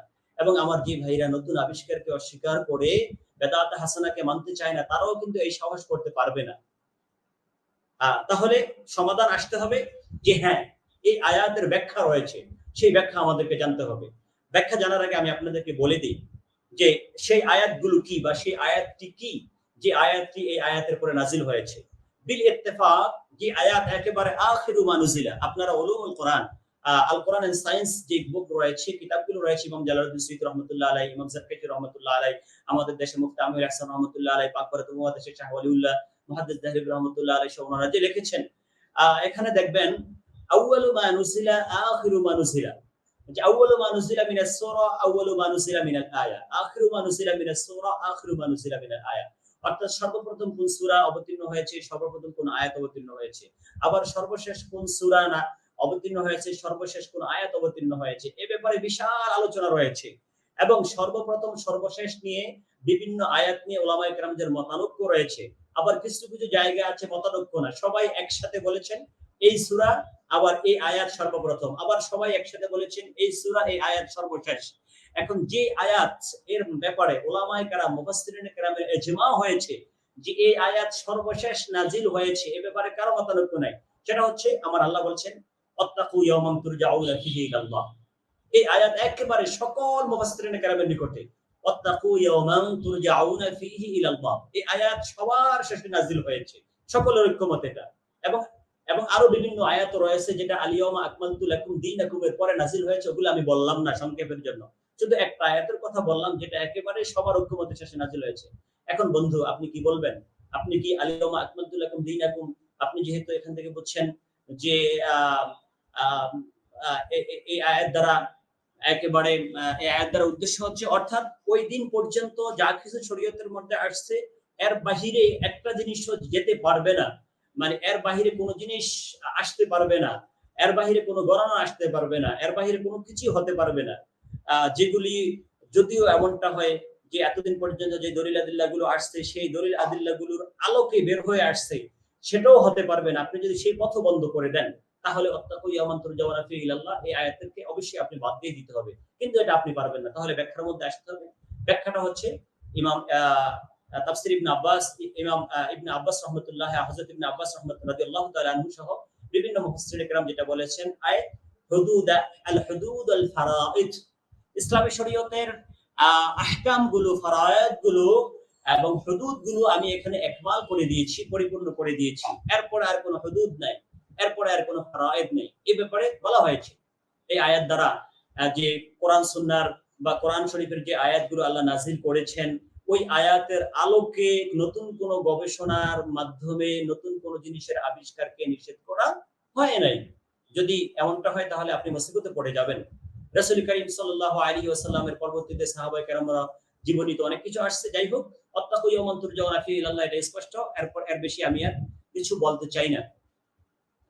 এই আয়াতের আলোকে আমি কয়েকটা হাদিস নিয়ে আসতে চাই। দেখেন, যদি এমনটাই হয় যে এরপরে কোনো কিছু করা যাবে না, তাহলে রাসূল পাক সাল্লাল্লাহু আলাইহি ওয়াসাল্লামের হাদিস, যে রাসূল পাক সাল্লাল্লাহু আলাইহি ওয়াসাল্লাম বলছেন, ইন্নাল্লাহা ফারাদা ফারাইদা, অনেক লম্বা হাদিস। তারপরে বলছেন ওয়াসাকাতা আন আশিয়া রাহমাতান বিকুম গায়রা নিসিয়ান, যে আল্লাহ বিভিন্ন হুকুম আহকাম বিধিবিধান তোমাদেরকে দিয়েছেন।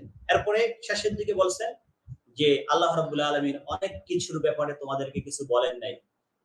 এটা আল্লাহ বলেন নাই এমনটা না যে তিনি ভুলে গিয়েছেন, বরং রাহমাতান বিকুম, তোমাদের প্রতি তার করুণা। এখানে তোমাদের গবেষণার দিকে তিনি এটা রেখে দিয়েছেন, যে তোমাদের গবেষণা অনুযায়ী এবং তোমাদের কল্যাণ রয়েছে, সমাজের কল্যাণ রয়েছে, সকলের কল্যাণ রয়েছে, মানুষের কল্যাণ রয়েছে, মানুষের আদাত তাকালিদ এবং উরুফের সাথে মিল করে মানুষের জীবনের সাথে জীবন ঘনিষ্ঠ বিষয়, সেটা যদি কোরআন সুন্নাহর দ্বারা প্রমাণিত হয় তাহলে সেটা ভালো হবে, আর যদি সেটা প্রমাণিত না হয় তাহলে সেটা খারাপ হবে। এইজন্য রাসূল করিম সাল্লাল্লাহু আলাইহি ওয়াসাল্লাম এই হাদিস দ্বারা প্রমাণিত হচ্ছে যে আল্লাহ রাব্বুল আলামিন যেগুলিকে ছেড়ে দিয়েছেন সেগুলোর মাঝে উম্মতের জন্য প্রশস্ততা রয়েছে। তাহলে এই হাদিস দ্বারাও বোঝা যাচ্ছে, ওই আয়াত দ্বারা এটা বোঝানো হয় নাই যে কোরআন হাদিস অনুযায়ী পরবর্তীতে কোনো কিছু আবিষ্কার করা যাবে না। না, ওটাকে নিষেধ করা হয় নাই। এই হাদিস খানাকে ইমাম নববী রাহমাতুল্লাহ আলাইহি আল আরবাঈন আন-নববিয়ার মধ্যে তিনি হাসান প্রমাণ করেছেন। এমনকি আপনার আহলে হাদিস উলামায়ে কেরাম যারা রয়েছেন, যারা বেদাত শব্দের দ্বারা অত্যন্ত জঘন্যভাবে আমাদেরকে আক্রমণ করতে চান, তাদের শেখ নাসিরউদ্দিন আলবানী তিনিও এটাকে হাসান সাব্যস্ত করেছেন। তারপরে দেখেন হযরত ওমর রাদিয়াল্লাহু তাআলা তিনি বলেছেন, নি'মাতুল বিদআতু হাযিহি, এটা কত উত্তম বেদাত। তাহলে যদি ওই আয়াত দ্বারা বেদাত হাসানা নিষেধ হতো, বেদাত পরবর্তী বেদাত নিষেধ হতো, ওমর রাদিয়াল্লাহু তাআলা তিনি রাসূল করিম সাল্লাল্লাহু আলাইহি সাল্লামের যুগের পরে হযরত আবু বকর রাদিয়াল্লাহু তাআলার 2.5 বছরের যুগ শেষ হয়ে গেল। তারপর হযরত ওমর রাদিয়াল্লাহু তাআলারও যুগের প্রথম অংশ শেষ হয়ে গেল। পরবর্তীতে এসে তিনি নি'মাতুল বিদআতু হাযিহি বলেছেন অনেক সময় পরে।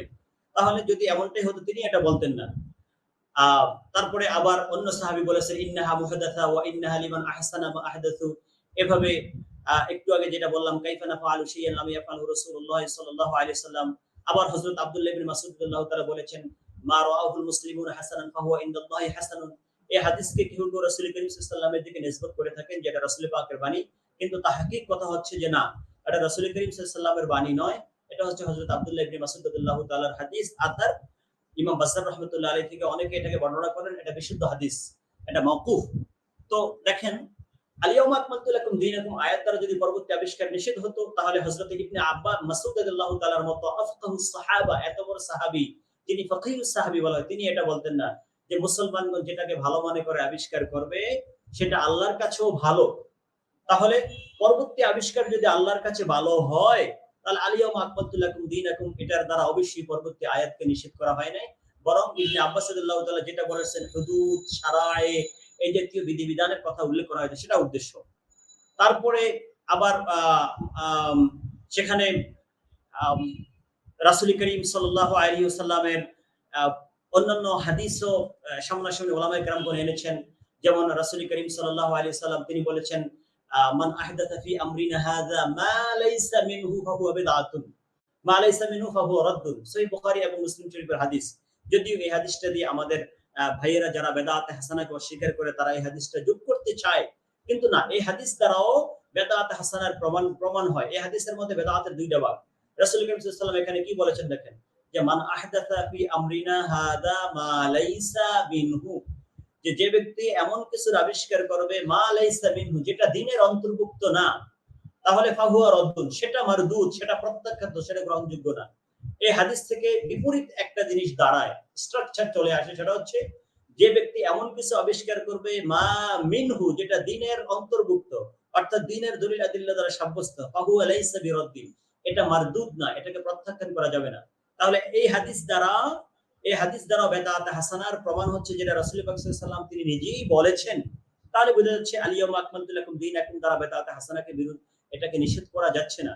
এই জন্য মান আহদাসা ফি আমরিনা হাদা মা লাইসা মিনহু, এই হাদিসের ব্যাখ্যা আল্লামা মোল্লা আলী রাহমাতুল্লাহ আলাইহি থেকে আরম্ভ করে বুখারী শরীফের শুররা, মিশকাত শরীফের শুররা বা বিভিন্ন কিতাবের শুররা যারা আছেন ব্যাখ্যাকাররা, তারা বলেছেন যে মা লাইসা মিনহু এটা হচ্ছে কাইদুন ইহতিরাজিয়ুন, উলামায়ে কেরামদের জন্য এটা বলছি, যেটা হচ্ছে কায়দা ইহতিরাজি। অর্থাৎ কায়দা ইহতিরাজি হচ্ছে এমন একটা শর্ত জুড়ে দেওয়া, যেই শর্তের দ্বারা অন্য কিছুকে বের করা হয়। অর্থাৎ এখানে মা লাইসা মিনহুর দ্বারা যেটা দ্বীনের অন্তর্ভুক্ত সেটাকে বের করে দেওয়া হয়েছে, অর্থাৎ যেটা দ্বীনের অন্তর্ভুক্ত নয়, দ্বীনের শরীয়তের কোনো দলিল আদিল্লাহ দ্বারা প্রমাণ করা যায় না, এটা উদ্দেশ্য।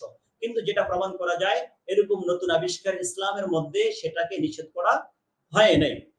আমরা এই পর্যায়ে আশা করছি আলিয়াউমা আকমালতু লাকুম দীনাকুম এই আয়াত দ্বারা যারা বেদাতের বিরুদ্ধে এই আয়াতকে দলিল গ্রহণ করেন যে বেদাত হাসানা বলতে কিছু নেই, আমরা আশা করছি আমরা জবাব দিতে পেরেছি। তারপরে দেখুন যে যারা বেদাত বলতে হাসানা বলতে কোনো কিছু নাই, আরো যে সকল দলিল আদিল্লাহ ওনারা গ্রহণ করে থাকেন, তার মধ্যে একটা হচ্ছে মা তারাকতু শাইআন মিম্মা আমারাকুমুল্লাহু বিহি ইল্লা ওয়াকাদ আমারতুকুম বিহি ওয়ালা তারাকতু শাইআন মিম্মা নাহাকুমুল্লাহু আনহু ইল্লা ওয়াকাদ নাহাইতুকুম আনহু। এই ব্যাপারে আমি আলোচনা করেছি যে রাসূল পাক সাল্লাল্লাহু আলাইহি ওয়াসাল্লাম যেটা করেছেন সেটা গ্রহণ করার জন্য বলেছেন, এবং রাসূল পাক সাল্লাল্লাহু আলাইহি ওয়াসাল্লাম কিছু ব্যাপারে আমাদেরকে নিষেধ করেছেন, এবং রাসূল সাল্লাল্লাহু আলাইহি ওয়াসাল্লাম যেটা করেন নাই সেটার ব্যাপারে রাসূল পাক সাল্লাল্লাহু আলাইহি ওয়াসাল্লামের এই আয়াতের মাঝে নিষেধাজ্ঞার কোনো ভূমিকা নেই, সেটা উম্মতের মাঝে ছেড়ে দিয়েছেন। তারপরে আরেকটা দলিল মান আহদাসা ফি আমরিনা হাদা মা লাইসা মিনহু ফাহুয়া রাদ্দুন, এটা আমি একটু আগেই বলে দিয়েছি। এটা হচ্ছে ওনাদের যারা বেদাত হাসানাকে অস্বীকার করতেছে তাদের এক সবচেয়ে কঠিন এবং জটিল স্ট্রং দলিল এটা, যে ব্যক্তি ফি আমরিনা অর্থাৎ ফি দীনিনা, আবার কেউ বলছেন ফি সুন্নাতিনা, এই সুন্নাহের মাঝে আমার এই দ্বীনের মাঝে এমন কিছু আবিষ্কার করলো মা লাইসা মিনহু, যেটা দ্বীনের অন্তর্ভুক্ত না, ফাহুয়া রাদ্দুন, সেটা রদ, সেটা জাহান্নাম, একেবারে সেটা বাদ যাবে। হ্যাঁ, আমরাও আপনাদের সাথে অক্ষমত, এটা ঠিক আছে, কিন্তু এটার ব্যবহারটা আপনি আমভাবে করতে পারবেন না, আপনি এটার ব্যবহারটাকে একটার মধ্যে সীমাবদ্ধ করতে হবে। আর নসেদ হাদিসকে তো আপনি তার উমুমিয়ত থেকে হাদিস রাসূল পাক সাল্লাল্লাহু আলাইহি ওয়াসাল্লাম হাদিসের মাঝে যে উমুমিয়ত রেখেছেন সেখান থেকে তো আপনি হাদিসটাকে বের করে নিয়ে আসলেন, এটা হাদিসের সাথে ইনসাফ হলো না। বরং ফি আমরিনা হাদা, এটা দ্বারা উদ্দেশ্য হচ্ছে মা লাইসা মিনহু, যেটা অন্তর্ভুক্ত না, এখানে আমরিনা হাদা দ্বীন সুন্নাহ আর মা লাইসা মিনহু উদ্দেশ্য। কিন্তু যদি মা মিনহু হয়, দ্বীনের অন্তর্ভুক্ত হয়, তাহলে সেটা ওয়াহুয়া লাইসা বিরদ্দিন, সেটা অবশ্যই মারদুদ হবে না, অর্থাৎ সেটা গ্রহণযোগ্য হবে, যেটা আমি একটু আগে রেফারেন্স দিয়ে বলেছি। তারপরে আরেকটা অত্যন্ত শক্তিশালী দলিল যেটা ওনারা মনে করেন যে বেদাত বলতে সব সাইয়্যিআ, বেদাত বলতে হাসানা বলতে কিছু নেই, যেটা মুসলিম শরীফের হাদিস ইমাম মুসলিম রাহমাতুল্লাহি আলাইহি উল্লেখ করেছেন, আম্মা বা'দ ফা ইন্না খায়রাল হাদিসি কিতাবুল্লাহ ওয়া খায়রুল হাদি হাদি মুহাম্মাদিন সাল্লাল্লাহু আলাইহি ওয়াসাল্লাম ওয়া শাররুল উমুরি মুহদাথাতুহা ওয়া কুল্লু মুহদাথাতিন বিদআ ওয়া কুল্লু বিদআতিন দালালা। এটা মুসলিম শরীফের এতটুকু পর্যন্ত আছে। তারপরে নাসাই শরীফের হাদিসে আরেকটু বর্ধিত আছে ওয়া কুল্লু দালালাতিন ফিন্নার, অর্থাৎ প্রত্যেক নতুন আবিষ্কার সেটা হচ্ছে ভ্রষ্ট, আর প্রত্যেক ভ্রষ্ট সেটা হচ্ছে জাহান্নাম। অর্থাৎ এই দুইটাকে মিলিয়ে ফতোয়া দেওয়া হয় যে তোমরা বেদাতি, তোমরা মিলাদি, তোমরা বেদাতি, তোমরা এটা করো, তোমরা বেদাতি, তোমরা সুন্নি, তোমরা বেদাতি, আর যারা বেদাতি তারা জাহান্নামী, আর যারা জাহান্নামী তাদেরকে মান ওয়াক্কারা সাহিব বিদআতিন ফাকাদ আহানা আলা হাদামিল ইসলাম, তাদেরকে সম্মান করা যাবে না। এইজন্য দেখবেন আপনি মিলাদ করার কারণে আপনাকে কিন্তু অনেকে রাস্তায় দেখলে সালামও জানায় না, কারণ তার মাইন্ডের মধ্যে সেট করে দেওয়া হয়েছে যে আপনি যেহেতু মিলাদ শরীফ পড়েন, আর এটার ফতোয়া হচ্ছে বেদাত, আর বেদাত হচ্ছে জাহান্নাম। আর রাসূল পাক সাল্লাল্লাহু আলাইহি ওয়াসাল্লাম বলছেন যে বেদাতিকে সম্মান করবে সে যেন ইসলামকে ধ্বংস করার কাজ করলো, সহায়তা করলো। তো আপনি যদি আমাকে মিলাদিকে সালাম দেন, যে মিলাদ শরীফ পড়ে, তাহলে তো সালাম দেওয়া মানে তাকে সম্মান করা। এই জন্য এই ফতোয়ার কারণে দেখবেন এদের অনেকেই অত্যন্ত দুঃখজনক ব্যাপার, এদের অনেকেই সালাম দেয় না। এমনকি আরো দুঃখজনক ব্যাপার হচ্ছে এদের মাঝে মাত্র যারা নুরানি পড়ে আসছে 1 2 3 বা একবার ইবতিদায়ী লেভেল গুলো পড়ে আসছে, এরাও ওই এলাকায়, যে এলাকায় তারা বড় হয়েছে, ওই এলাকার বড় বড় আলেমদেরকে সালাম দেয় না। বন্ধুরা আমার, এটা অত্যন্ত আপত্তিজনক বিষয়। সালাম কারোর সাথে খাস নয়। যাই হোক, সম্মান কারোর সাথে খাস নয়। সম্মান করতে হবে, সালাম দিতে হবে। এবং এইভাবে আমরা যদি নিজেদের মাইন্ডকে এইভাবে যদি আমরা সেট আপ করে নেই, তাহলে তো আমাদের মাধ্যমে ইসলামের ব্যাপারে সেই আক্রমণাত্মক কোনো কিছু সৃষ্টি হবে এবং আমাদের মাধ্যমে যে ইসলামের ব্যাপারে ইসলামের আমাদের মধ্য থেকে ইসলামের মধ্যে জঙ্গিবাদ বা বিভিন্ন কিছু সন্ত্রাসবাদমূলক বিভিন্ন আচরণ সৃষ্টি হবে এবং আতঙ্ক সৃষ্টি হবে। এজন্য বিষয়গুলোকে অত্যন্ত সুন্দরভাবে নিতে হবে, ওলামায়ে কেরাম যেভাবে বুঝেছেন। যাই হোক, এখানে দেখেন কুল্লু বিদআতিন দালালা, এটার দ্বারা পৃথিবীর কোন আলেম, শুধু একজন না, পৃথিবীর কোন মুহাদ্দিস যাকে আপনি প্রকৃত মুহাদ্দিস হিসেবে গণনা করবেন, পৃথিবীর কোন মুহাদ্দিস যাকে আপনি প্রকৃত হাদিসের খাদেম হিসেবে মনে করবেন, যিনি বুখারী শরীফের ব্যাখ্যা গ্রন্থ লিখেছেন, সহিহ মুসলিমের ব্যাখ্যা গ্রন্থ লিখেছেন, মিশকাত শরীফের ব্যাখ্যা গ্রন্থ লিখেছেন, সুনানে আবি দাউদের ব্যাখ্যা গ্রন্থ লিখেছেন, সুনানে নাসাইর ব্যাখ্যা গ্রন্থ লিখেছেন, এবং যাদেরকে সারা পৃথিবীব্যাপী গ্রহণ করা হয়, আপনি দেখবেন যে সকলেই ব্যাখ্যা করেছেন এখানে কুল্লু বিদআতিন দালালা, অর্থাৎ কুল্লু বিদআতিন দালালা এটা হচ্ছে আমে মাকসুদ, সব বেদাত নয়। অর্থাৎ কুল্লু বিদআতিন সাইয়্যাতিন দালালা, প্রত্যেক বেদাতে সাইয়্যা এটা হচ্ছে ভ্রষ্ট, কিন্তু যেটা খারাপ, যেটা ভালো সেটা ভ্রষ্ট না। কুল্লু বিদআতিন সাইয়্যাতিন দালালা, এখানে বেদাতের পরে একটা অ্যাডজেক্টিভ এখানে গোপন রয়েছে, হিডেন রয়েছে, সেটা হচ্ছে সাইয়্যা অথবা মাযমুমা। প্রত্যেক নিন্দনীয় বেদাত, নিন্দনীয় আবিষ্কার হচ্ছে ভ্রষ্ট, অন্যগুলো নয়। আপনি এই হাদিসের ব্যাখ্যা ইমাম মুসলিম রাহমাতুল্লাহ আলাইহি হাদিসটা এনেছেন, এই ব্যাখ্যায় আপনি দেখেন ইমাম মুসলিম শরীফের শ্রেষ্ঠ ব্যাখ্যাকার যাকে ধরা হয় ইমাম নববী আলাইহির রহমা, সারা পৃথিবীর মাঝে ওনার মতো মুহাদ্দিস ওনার পরবর্তীতে আমার জানা মতে এখন পর্যন্ত আগমন করে নাই, এবং অবশ্যই ওলামায়ে কেরাম এটাই স্বীকার করবেন যে ওনার মতো এত বড় মুহাদ্দিস পৃথিবীতে বেনজির ওনার পরে, যিনি মুসলিম শরীফের উপরে অত্যন্ত গুরুত্বপূর্ণ ব্যাখ্যা গ্রন্থ লিখেছেন। আল মুহাদ্দাবের উপরে মাজমু নামক বিশাল কিতাব, ফতোয়ার কিতাব, ফিকর কিতাব তিনি লিখেছেন। তাহদিব আসমাইল লুগা বিশাল বড় কিতাব লিখেছেন। আরবাঈন আন-নবওয়িয়া 40 হাদিসের কিতাব লিখেছেন, সারা পৃথিবীব্যাপী সমাদৃত। রিয়াদুস সালিহিন লিখেছেন যে নেককারদের বাগান, এটার মধ্যে ভালো নেক কাজগুলোর বর্ণনা রয়েছে, এই কাজ করলে এই কাজ করলে এই সওয়াব হবে, এটা জান্নাতি আমল, এটা ভালো, এটা মুমিনদের সাথে সম্পৃক্ত। রিয়াদুস সালিহিন সারা পৃথিবীব্যাপী প্রসিদ্ধ। এভাবে কত কিতাব যে তিনি লিখেছেন। তিনি শরহ মুসলিমের মাঝে একেবারে স্পষ্ট বলছেন এটা আয়ামুন মাখসুস, অস্বীকার করার কোনো সুযোগ নেই।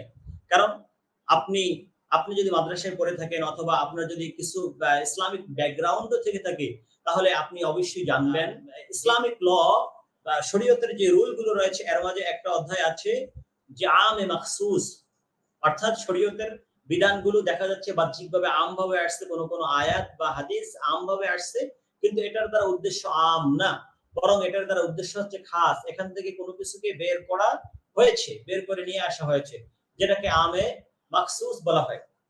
যে ধরুন উদাহরণ দিয়ে আমি আপনাকে একটা জিনিস বুঝিয়ে দেই, যে আজকে ক্লাসের মধ্যে 100 জন ছাত্র, তো ধরুন ক্লাসের মধ্যে 100 জনের মাঝে 90 জন আসছে।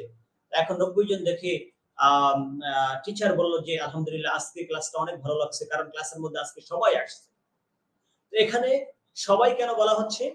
যেহেতু এখানে অনেকে আসছে সেটা দেখে বলা হচ্ছে, কিন্তু এখানে দেখা যাচ্ছে বাকি 10 জন আসে নাই, সেই 10 জনকে এখানে গণনা করা হয় নাই, কারণ 10 জনকে এখানে এই আম থেকে তিনি খাস করে নিয়েছেন। তো শরীয়তের মাঝে স্বাভাবিকভাবে বেদাতের ইতলাক যখন করা হয়, বেদাতের ব্যবহার যখন করা হয়, বেদাত শব্দটাকে যখন বলা হয়, তখন বেদাত শব্দটা শুধুমাত্র বেদাত শব্দটা বললে তখন এটাকে খারাপ দিকে ডাইভার্ট করা হয়। কিন্তু যদি এটা ভালো হয় তখন শুধু বেদাত বলা হয় না, বরং বলা হয় বেদাতে হাসানা। এই জন্য রাসূল করিম সাল্লাল্লাহু আলাইহি ওয়াসাল্লাম হাদিস এইভাবে আসছে যে কুল্লু বিদআতিন দালালা, সব বেদাত দালালা, অর্থাৎ কুল্লু বিদআতিন সাইয়্যাতিন দালালা, যে বেদাতের মাঝে নতুন আবিষ্কারের মাঝে যেগুলো খারাপ, কোরআন হাদিসের ইজমা কিয়াসের সাথে সাংঘর্ষিক, কোনো না কোনো ভাবে প্রমাণ করা যায় না, সেগুলো হচ্ছে খারাপ, আর অন্যগুলো হচ্ছে ভালো। সম্মানিত শ্রোতা দর্শক মণ্ডলী, এই হাদিসের আলোকে এবং পিছনে মানসান্না ফিল ইসলামি সুন্নাতান হাসানাতান আরো যে সকল হাদিসগুলো আমি বলেছি, এই হাদিসের আলোকে দেখেন আমার বন্ধুরা যারা বলেন যে খাইরুল কুরুন, যে ৩ যুগে রাসূল পাক সাল্লাল্লাহু আলাইহি ওয়াসাল্লামের যুগ, সাহাবায়ে কেরামদের যুগ, তাবেঈনদের যুগ অথবা সাহাবী, তাবেঈ, তাবেঈ। এই ৩ যুগে যেগুলো আবিষ্কার, আ যেই জিনিসগুলো চলে আসছে সেগুলি ভালো। এর বাহিরে যেগুলো আসবে সেগুলি ভালো না।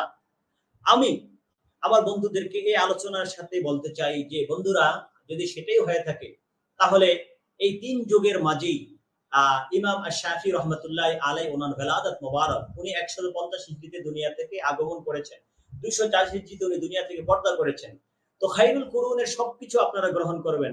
তো দেখেন খাইরুল কুরুনের মাঝে যে ইমাম আশ-শাফিঈ রহমাতুল্লাহি আলাইহি আসছেন, সেই ইমাম আশ-শাফিঈ রহমাতুল্লাহি আলাইহি বেদাতে হাসানা এবং সাইয়্যিআ, ভালো এবং মন্দ কিভাবে তিনি এটার প্রকার বর্ণনা করতেছেন, যেটাকে ইমাম বাইহাকী রহমতুল্লাহ আলাইহি, যিনি মানাকিবুল ইমাম শাফিঈ রহমতুল্লাহ আলাইহি নামে গ্রন্থ লিখেছেন, ইমাম শাফিঈ রহমতুল্লাহ আলাইহি জীবনী গ্রন্থ লিখেছেন, সেটার মাঝে তিনি উল্লেখ করেছেন এবং সেই ধারাবাহিকতা ইমাম নববী, ইবনে হাজার আসকালানী, ইমাম বদরুদ্দিন আইনি, ইমাম জালালউদ্দিন সুয়ুতী, ইমাম মোল্লা আলী কারি, ইলা অসংখ্য অগণিত মুহাদ্দিসিন কিরাম তাদের কিতাবের মধ্যে উল্লেখ করেছেন। ইমাম শাফিঈ রহমতুল্লাহ আলাইহি বলেছেন যে যেটার আবিষ্কার হয়েছে, যেটা মা লাম ইউখালিফ আল কুরআন ওয়াস সুন্নাহ, যেটা কোরআন এবং সুন্নাহর সাথে সাংঘর্ষিক না, সেটা হচ্ছে মাহমুদুন, সেটা প্রশংসিত বেদাত। কিন্তু যেটার আবিষ্কার হয়েছে, যেটা কোরআন এবং সুন্নাহর সাথে সাংঘর্ষিক, সেটা হচ্ছে নিন্দনীয়, মাযমুম বেদাত, নিন্দনীয় বেদাত, খারাপ বেদাত বলেছেন। তাহলে খাইরুল কুরুন, আপনারা বলবেন একদিকে যে খাইরুল কুরুন ৩ যুগে যেটার আবিষ্কার, যে কথাগুলো চলে আসছে সেটা ভালো। তাহলে খাইরুল কুরুন এই তো দেখেন বেদাতের ভাগ আছে। তাহলে আপনি এদিকে এটা বলবেন, আবার বেদাতের ভাগকে আপনি কেন মানবেন না? যাই হোক, আমার বন্ধুরা আরেকটা হাদিস দিয়ে বেদাতের বিপক্ষে, বেদাতে হাসানার বিপক্ষে যে দলিল দেন সেটা হচ্ছে রাসূল করিম সাল্লাল্লাহু আলাইহি ওয়াসাল্লাম ইরবাদ বিন সারিয়া রাদিয়াল্লাহু তাআলার হাদিস, যেটা তিরমিজি শরীফ সহ বিভিন্ন কিতাবের মধ্যে আছে, সুনান আবি দাউদের মধ্যে।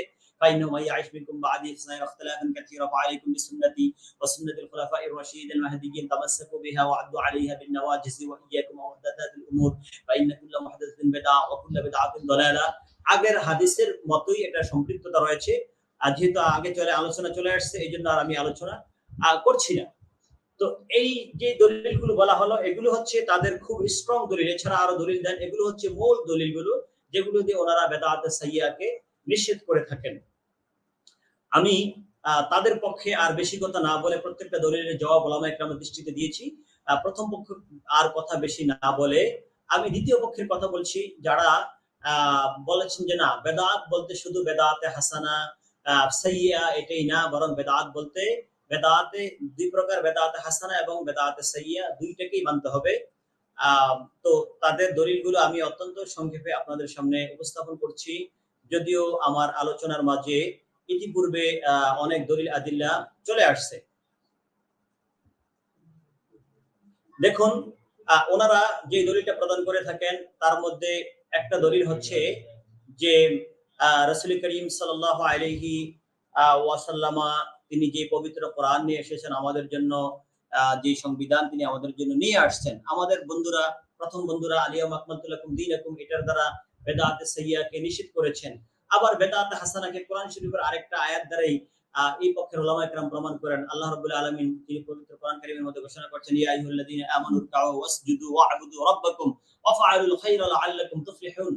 যে হে ঈমানদারগণ, তোমরা রুকু করো, তোমরা সিজদা করো, তোমাদের প্রভুর ইবাদত করো, তোমাদের রবের ইবাদত করো এবং তোমরা ভালো কাজ করো। ওয়াফআলুল খায়রা, তোমরা ভালো কাজ করো। তো খায়র কি বলুন? ভালো কাজ বলতে কি বুঝায়? ভালো কাজ বলতে এটা আপনি যেটা বুঝেন সেটা আমিও বুঝি। ভালো কাজ বলতে অবশ্যই সেটা বুঝাবে যেটা কোরআন এবং সুন্নাহের বিপরীতে হবে না, যেটার মাঝে সওয়াব রয়েছে, যেই কাজ করলে সওয়াব রয়েছে, যেই কাজ করলে ইকাব নেই, যেই কাজ করলে পাপ নেই, সেটা হচ্ছে ভালো। তাহলে এখানে তো ভালোকে আল্লাহ রাব্বুল আলামিন আমভাবে রেখে দিয়েছেন। আল্লাহ তো এখানে এটা বলেন নাই যে রাসূল করিম সাল্লাল্লাহু আলাইহি যুগে যেই ভালো সেটা করা যাবে, কিন্তু রাসূল করিম সাল্লাল্লাহু আলাইহি পরবর্তী যুগে যেটা ভালো সেটা করা যাবে না এবং সেই ভালো করার সুযোগ নাই। রাসূল করিম সাল্লাল্লাহু আলাইহি ওয়া আলিহি ওয়াসাল্লাম তো এটা তিনি বলেন নাই। এবং এই আয়াতের মধ্যে এই জিনিসটা আসে নাই। সুতরাং এই আয়াত দ্বারা বেদাত হাসানার প্রমাণ হলো। তারপরে মান সান্না ফিল ইসলামি সুন্নাতান হাসানাতান, এই হাদিস, এটা যারা বেদাত, এটা দ্বারা ওনারা দলিল গ্রহণ করেন যে বেদাত ২ প্রকার, হাসানা সাইয়্যিআ। এটার ব্যাপারে আমি আমার আলোচনা শুরুতেই আলোচনা করেছি, বলেছি। এবং হানাফি মাযহাবের উলামায়ে কেরামদের মধ্য থেকে অন্যতম আলেমে দ্বীন ইমাম আল্লামা শাফিঈ রাহমাতুল্লাহি আলাইহি তিনি একেবারে কিতাবের শুরুতেই ইমাম আবু হানিফা রাহমাতুল্লাহি আলাইহি আলোচনা করতে গিয়ে এই হাদিস দ্বারা বেদাতকে 5 ভাগে ভাগ করেছেন। বেদাতে হাসানা, সাইয়্যিআ সহ আরম্ভ করে যে বেদাতে মাকরুহা, বেদাতে ওয়াজিবা, বেদাতে মুহাররামা, বেদাতে মুস্তাহাব্বা, অর্থাৎ ইসলামী শরীয়তের যেই আহকামগুলো রয়েছে আহকামে খামসা, ঠিক এই পাঁচটি আহকাম ঠিক এই বেদাত এই প্রকারগুলিও সেখানেই যাবে, সেই পাঁচটা হুকুম রাখবে। কারণ বেদাত এটা শরীয়তের কোনো হুকুম না, হুকুম হবে হয় হারাম অথবা মাকরুহ অথবা ওয়াজিব মানদুব এইভাবে। এইজন্য পাঁচটি ভাগ করেছেন। এইজন্য ইমাম ইসুদ্দিন ইবনে আব্দুস সালাম রাহমাতুল্লাহি আলাইহি ওনার কাওয়াইদুল আহকাম কিতাবের মধ্যে সেখানে সেই বেদাতের প্রকারগুলো করেছেন। এটা একেবারে সকলের কাছে স্পষ্ট। তারপরে দাউনি মা তারাকতুকুম, এখানে রাসূল পাক সাল্লাল্লাহু আলাইহি ওয়াসাল্লাম বলেছেন আমি যেটার উপরে তোমাদেরকে ছেড়ে দিয়েছি এই ব্যাপারে আমাকে বেশি প্রশ্ন করতে যাইও না, কারণ এই ব্যাপারে যদি তোমরা আমাকে বেশি প্রশ্ন করো তাহলে তোমরা পূর্ববর্তী উম্মতের মত ধ্বংস হয়ে যাবে। অর্থাৎ আমি যে ব্যাপারে তোমাদেরকে কোনো গাইড, যে ব্যাপারে আমি তোমাদেরকে কিছু বলি নাই, এটা আমি তোমাদের জন্য রহমত হিসেবে ছেড়ে দিয়েছি। যদি এটা আমার যে সুন্নাত আদর্শ দিয়ে গিয়েছি, কোরআন সুন্নাহর যে দলিলগুলো রয়েছে এটার কোনো না কোনো ভাবে সাব্যস্ত হয় তাহলে এটাকে তোমরা গ্রহণ করবে, আর যদি সাব্যস্ত নয় বর্জন করবে। কিন্তু আমাকে যদি প্রশ্ন করো তাহলে তো কোরআনের আয়াত নাজিল হওয়ার মাধ্যমে দেখা যাবে এটাকে হারাম করা হবে অথবা এটাকে ফরজ করে দেওয়া হবে, তাইলে তো তোমরা বিপদে পড়বা, পূর্ববর্তী উম্মতের মতো তোমরা ধ্বংস হয়ে যাবা। এই জন্য রাসূলুল্লাহ সাল্লাল্লাহু আলাইহি ওয়াসাল্লাম এখানে দাউনি মা তারাকতুকুম বলেছেন। এই এখানে তারকুনের মাঝে রাসূল করিম সাল্লাল্লাহু আলাইহি ওয়াসাল্লাম আমাদের জন্য সেখানে উন্মুক্ত রেখে গিয়েছেন। নতুন আবিষ্কার ভালো, নতুন আবিষ্কার খারাপ সবটাই এখানে দুইটাই আছে, হাসান এবং সাইয়্যির কথা। তারপরে আবি সালাবা আল খাশানি রাহমাতুল্লাহ আলাইহি থেকে যে হাদিস রয়েছে যেটাকে ইমাম নববী রাহমাহ আরবাঈনের মধ্যে উল্লেখ করেছেন, হাসান বলে ইমাম দারাকুতনি রাহমাতুল্লাহ আলাইহি উনি ওনার কিতাবের মধ্যে উল্লেখ করেছেন, এবং শেখ আলবানী এটাকে হাসান বলেছেন, যেটা আগে বলেছি যে ওয়াসাকাতা আনা শিয়া রাহমাতুল্লাহি মিন গায়রি নিসয়ানিন ফালা তাবাহতু আনহা, যে আল্লাহ অনেক কিছুর ব্যাপারে কোনো হুকুম দেন নাই এবং আমিও তোমাদেরকে সেগুলো বলে দিচ্ছি না, আল্লাহও দেন নাই, এটা তিনি এমনি ছেড়ে রেখেছেন। সুতরাং এই ব্যাপারে তোমরা আমাকে প্রশ্ন করতে যেও না, তাহলে তোমরা বিপদের মধ্যে পড়বা। তার মানে উম্মতের মাঝে এই বিষয়টা প্রশস্ত, যদি ভালো হয় শরীয়তের দলিল দ্বারা এটা গ্রহণ করবে, আর যদি ভালো না হয় তাহলে এটা গ্রহণ করবে না। তারপরে এইভাবে আরো অনেক দলিল আদিল্লা রয়েছে, আরো অনেক প্রমাণাদি রয়েছে। আমরা একেবারে বেশি যে জিনিসটা জেনে থাকি যে যেমন আর রুকিয়া, যেমন ঝাড়ফুঁকের যে বিষয়টা আমাদের মাঝে ব্যাপকভাবে প্রচলিত হয়েছে, ঝাড়ফুঁকের সাথে সংক্রান্ত সহিহ বুখারীর হাদিস যে সাহাবায়ে কেরামদের একটা দল একটা সম্প্রদায়ের কাছে মেহমানদারির আবদার করলেন, মেহমানদারি করা হলো না। যাই হোক ওই সম্প্রদায়ের নেতা লুদিগাত বি আকরাবিন আও হাইয়াতিন তাকে সেখানে সাপ অথবা বিচ্ছু দংশন করলো। এখন সেই সম্প্রদায়ের একজন দৌড়িয়ে আসলো যে আমাদের সম্প্রদায়ের মাঝে ওনাকে সেই বিচ্ছু আক্রমণ করা হয়েছে অথবা সাপ আক্রমণ করেছে, আঘাত করেছে, আপনাদের কেউ কি কারো কাছে কি এটার কোনো চিকিৎসা আছে?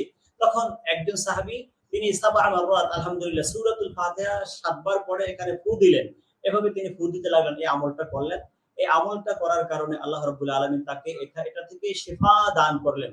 রাসূল করিম সাল্লাল্লাহু আলাইহি ওয়া আলিহি ওয়াসাল্লাম এই আমলটা কিন্তু তাদেরকে শিক্ষা দেন নাই। রাসূল করিম সাল্লাল্লাহু আলাইহি ওয়াসাল্লাম এর কাছে যখন এটা উপস্থাপন করা হলো, রাসূল করিম সাল্লাল্লাহু আলাইহি ওয়াসাল্লাম এটার প্রশংসা করেছেন এবং রাসূল করিম সাল্লাল্লাহু আলাইহি ওয়াসাল্লাম এটাও বলেছেন এটার জন্য যে হাদিয়া তোমাদেরকে 30টা ষাঁড় বকরি দেওয়া হয়েছে, ষাঁড় দেওয়া হয়েছে, এই অংশ আমাকেও দিও। অর্থাৎ এই হাদিয়ার অন্তর্ভুক্ত তোমরা আমাকেও করো, আমার জন্য একটা ভাগ তোমরা রেখে দিও। রাসূল করিম সাল্লাল্লাহু আলাইহি ওয়াসাল্লাম বিষয়টাকে এমন করে উদ্বুদ্ধ করেছেন। রাসূল করিম সাল্লাল্লাহু আলাইহি ওয়াসাল্লাম এই ব্যাপারে তাদেরকে কখনো বলেন নাই। দেখেন সাহাবায়ে কেরাম রাসূল পাকের যুগে যেখানে সাহাবায়ে কেরাম আশাদ্দু গায়রাতান, যে সাহাবায়ে কেরাম ইসলামের ব্যাপারে, দ্বীনের ব্যাপারে, সুন্নাহের ব্যাপারে, আল্লাহর ব্যাপারে, রাসূল পাকের ব্যাপারে, কোরআনের ব্যাপারে, শরীয়তের হুকুম আহকামের ব্যাপারে সাহাবায়ে কেরামের চেয়ে এত বেশি ভালোবাসা, এত বেশি সতর্ক, এত বেশি পরহেজগার পৃথিবীতে আর কে আছে? কেউ নাই। আপনি যত বড়ই পরহেজগার হন এই যুগে, আপনি সাহাবায়ের এক কানিও হতে পারবেন না, আপনি নাই।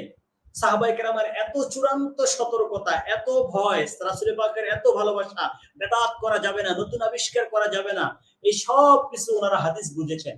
তারপরেও রাসূল পাক বলেন নাই এমন কিছু ওনারা আবিষ্কার করে ফেলেছেন। এটার মানে কি? এটার মানে হচ্ছে সাহাবায়ে কেরাম তারা বুঝেছেন যে রাসূল করিম সাল্লাল্লাহু আলাইহি সাল্লাম নতুন কিছু করা যাবে না যেটা আমি করি নাই। এটার দ্বারা উদ্দেশ্য হচ্ছে যে আমি যেটা ইসলামী শরীয়তে যে দলিল-আদিল্লাহগুলো আছে এটার সাথে সাংঘর্ষিক হতে পারবে না। এটা উদ্দেশ্য। যদি সাংঘর্ষিক হয় তখন নিষেধ, আর যদি সাংঘর্ষিক না হয় নিষেধ না। যার কারণে সাহাবায়ে কেরাম দেখলেন সূরা ফাতিহা তো আমার আল্লাহ নাযিল করেছেন এবং কোরআন শরীফের মধ্যে বলেছেন অনুনাজ্জিলু মিনাল কুরআনি মা হুয়া শিফা। কোরআন শরীফের মধ্যে আমি যা নাযিল করেছি এটা মানুষের জন্য শিফা। আর সূরা ফাতিহা এটার আরেকটা নাম হচ্ছে সূরাতুশ শিফা। এটার দ্বারা আল্লাহ আরোগ্যতা দান করেন। তাহলে সাহাবায়ে কেরাম ওনাদের কাছে যে ব্যাপক দলিল আছে, দলিলে আম্মা আছে, সেই দলিলে আম্মা ব্যাপক দলিলকে ওনারা গবেষণা করে দেখছেন। যদিও রাসূল পাক সাল্লাল্লাহু আলাইহি ওয়াসাল্লাম আমাদেরকে এটার কোনো মডেল দেয় নাই, কিন্তু দলিলে আম্মা ব্যাপক দলিল তো আমাদের কাছে আছে। এইজন্য আমরা এটা করতে পারি। তো ঠিক সাহাবায়ে কেরাম যেই যুক্তিতে নতুন কাজ করেছেন রাসূল পাক করেন নাই, এমন কাজ সাহাবায়ে কেরাম করেছেন। সেই একই যুক্তিতে সাহাবায়ে কেরামের পরবর্তীতে তাবেঈনরা নতুন কাজ করেছেন, যেটা রাসূল পাক করেন নাই, সাহাবী করেন নাই। ঠিক একই যুক্তিতে তাবেঈনরা এমন কাজ, তাবেঈন এমন কাজ করেছেন যেটা তাবেঈ করে নাই, সাহাবী করে নাই, রাসূল পাক করে নাই। ঠিক একই যুক্তিতে চতুর্থ শতাব্দীতে এমন কাজ করা হয়েছে, এমন ভালো কাজের আবিষ্কার হয়েছে, যে ভালো কাজ প্রথম শতাব্দীতে করা হয় নাই, দ্বিতীয় শতাব্দীতে করা হয় নাই, তৃতীয় শতাব্দীতে করা হয় নাই। ঠিক একই যুক্তিতে ষষ্ঠ শতাব্দীতে এমন কিছু ভালো কাজ আসছে, যে ভালো কাজগুলো পিছনের কোনো শতাব্দীতে করা হয় নাই। ঠিক একই যুক্তিতে বর্তমান এই যে 1443 হিজরির এই শতাব্দীতে এমন কিছু ভালো কাজ আসতেছে, যেই ভালো কাজগুলো পিছনের কোন যুগে পাওয়া যায় নাই। ঠিক একই যুক্তিতে কিয়ামত পর্যন্ত যত নতুন ভালো জিনিস আসবে, সব জিনিস করা হবে যেই জিনিসগুলো এখন পর্যন্ত অস্তিত্বে আসে নাই।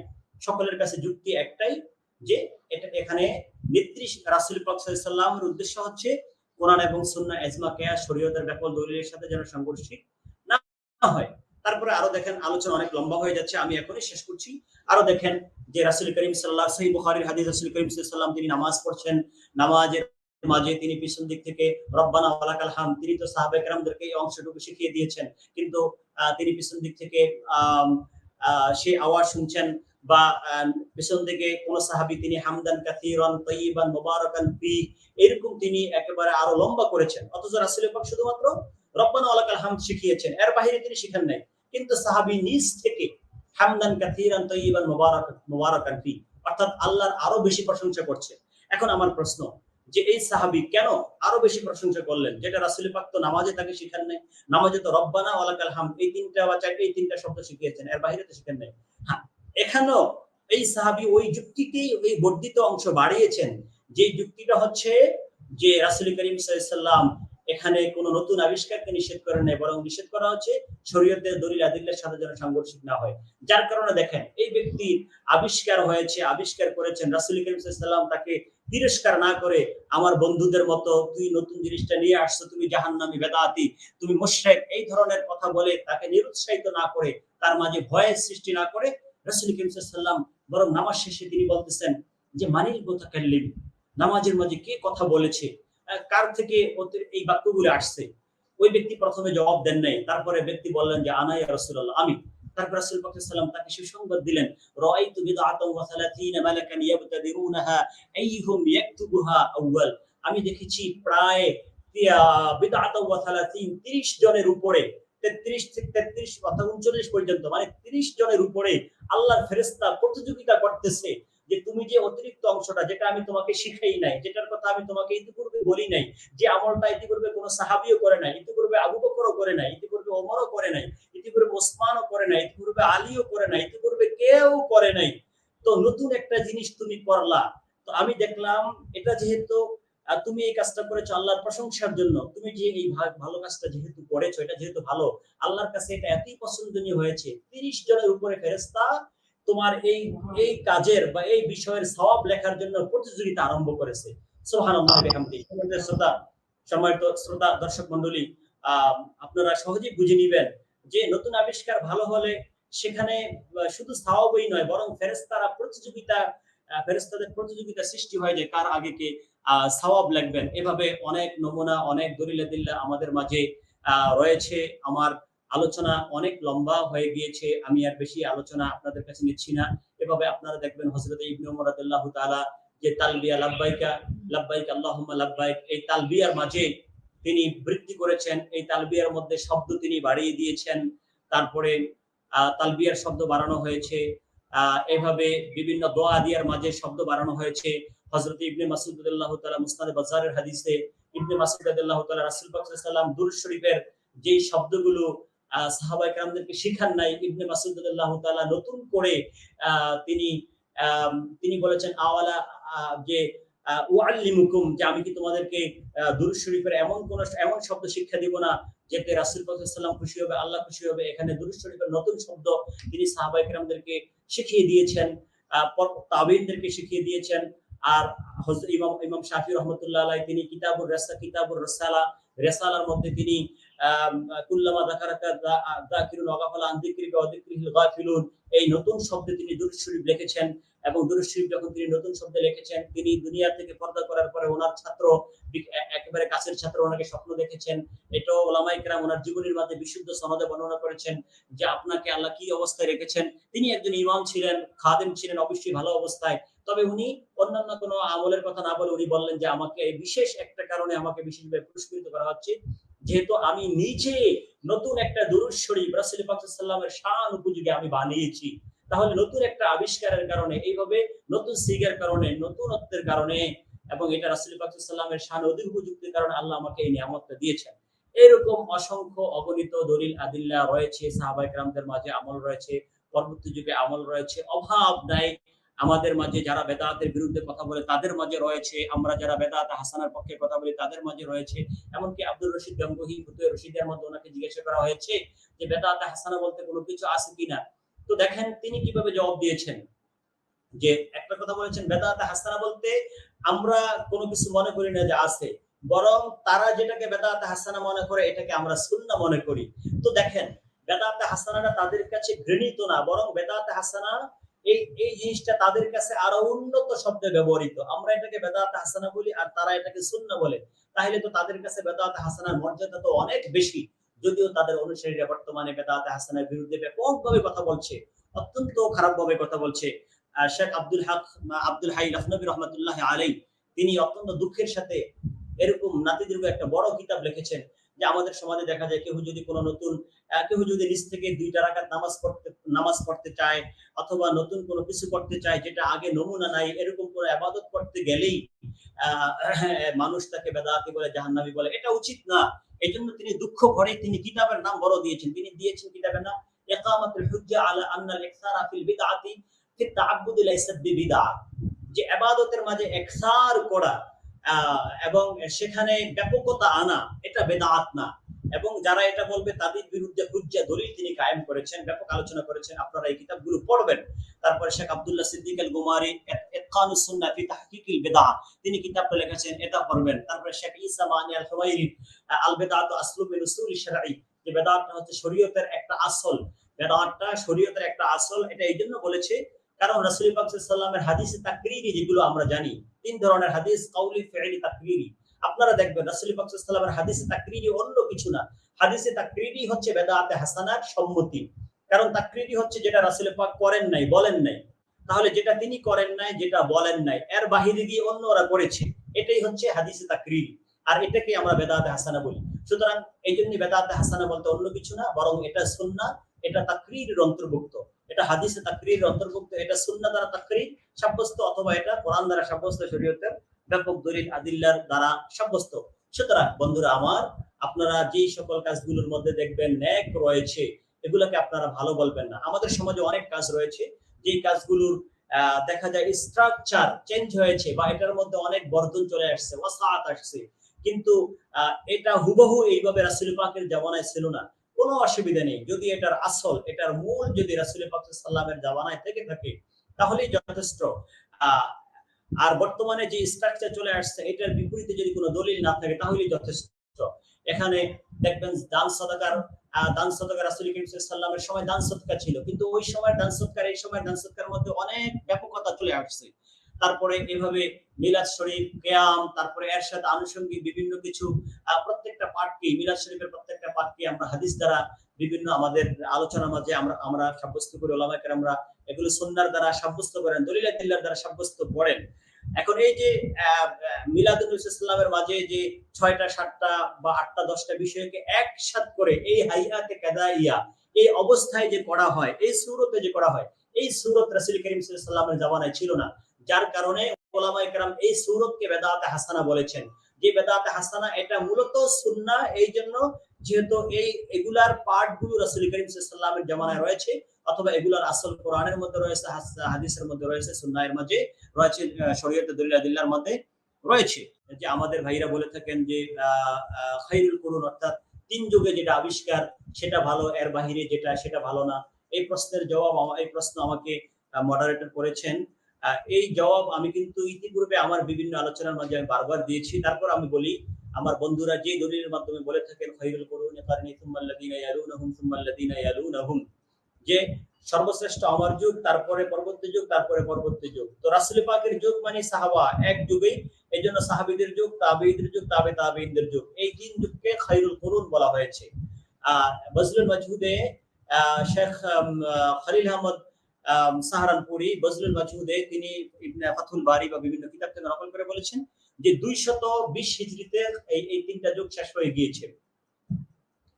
তো সুতরাং এই ৩ যুগের পরে খায়রুল কুরুনের পরে যেটা আবিষ্কার করা হবে সেটা হারাম, আর এই 3 যুগের মধ্যে যেটা আবিষ্কার করা হচ্ছে সেটা জায়েজ। বন্ধুরা আমার, আমি আপনাদেরকে প্রশ্ন করব, আপনারা কিভাবে এই দলিল গ্রহণ করেন? এটার সাথে কি বেদাতের সাথে কোনো সম্পর্ক আছে? রাসূল করিম সাল্লাল্লাহু আলাইহি ওয়াসাল্লাম এখানে 3টা যুগের প্রশংসা করেছেন। রাসূল করিম সাল্লাল্লাহু আলাইহি ওয়াসাল্লাম যেভাবে বলেছেন যে উম্মতি কাল মাতার, আমার উম্মত হচ্ছে বৃষ্টির মতো। বৃষ্টির কখনো প্রথম দিকটা ভালো হয়, আবার কখনো বৃষ্টির শেষের দিকটা ভালো হয়। তো আমার উম্মতের এইভাবে, আমার উম্মতের মধ্যে প্রথম দিকও ভালো রয়েছে, আমার উম্মতের শেষের দিকও ভালো রয়েছে। তাহলে এখানে তো রাসূল পাক সাল্লাল্লাহু আলাইহি ওয়াসাল্লাম একটা সময়কে ভালো বলেছেন, একটা সময়ের প্রশংসা করেছেন। এটার দ্বারা তো খায়রুল কুরুনের মাঝে যে আবিষ্কারগুলো হবে, এই 3 যুগের মাঝে যে আবিষ্কারগুলো হবে এগুলো ভালো, এর বাহিরের যেগুলো আবিষ্কার সেগুলো ভালো না, এটা বলা হয় নাই।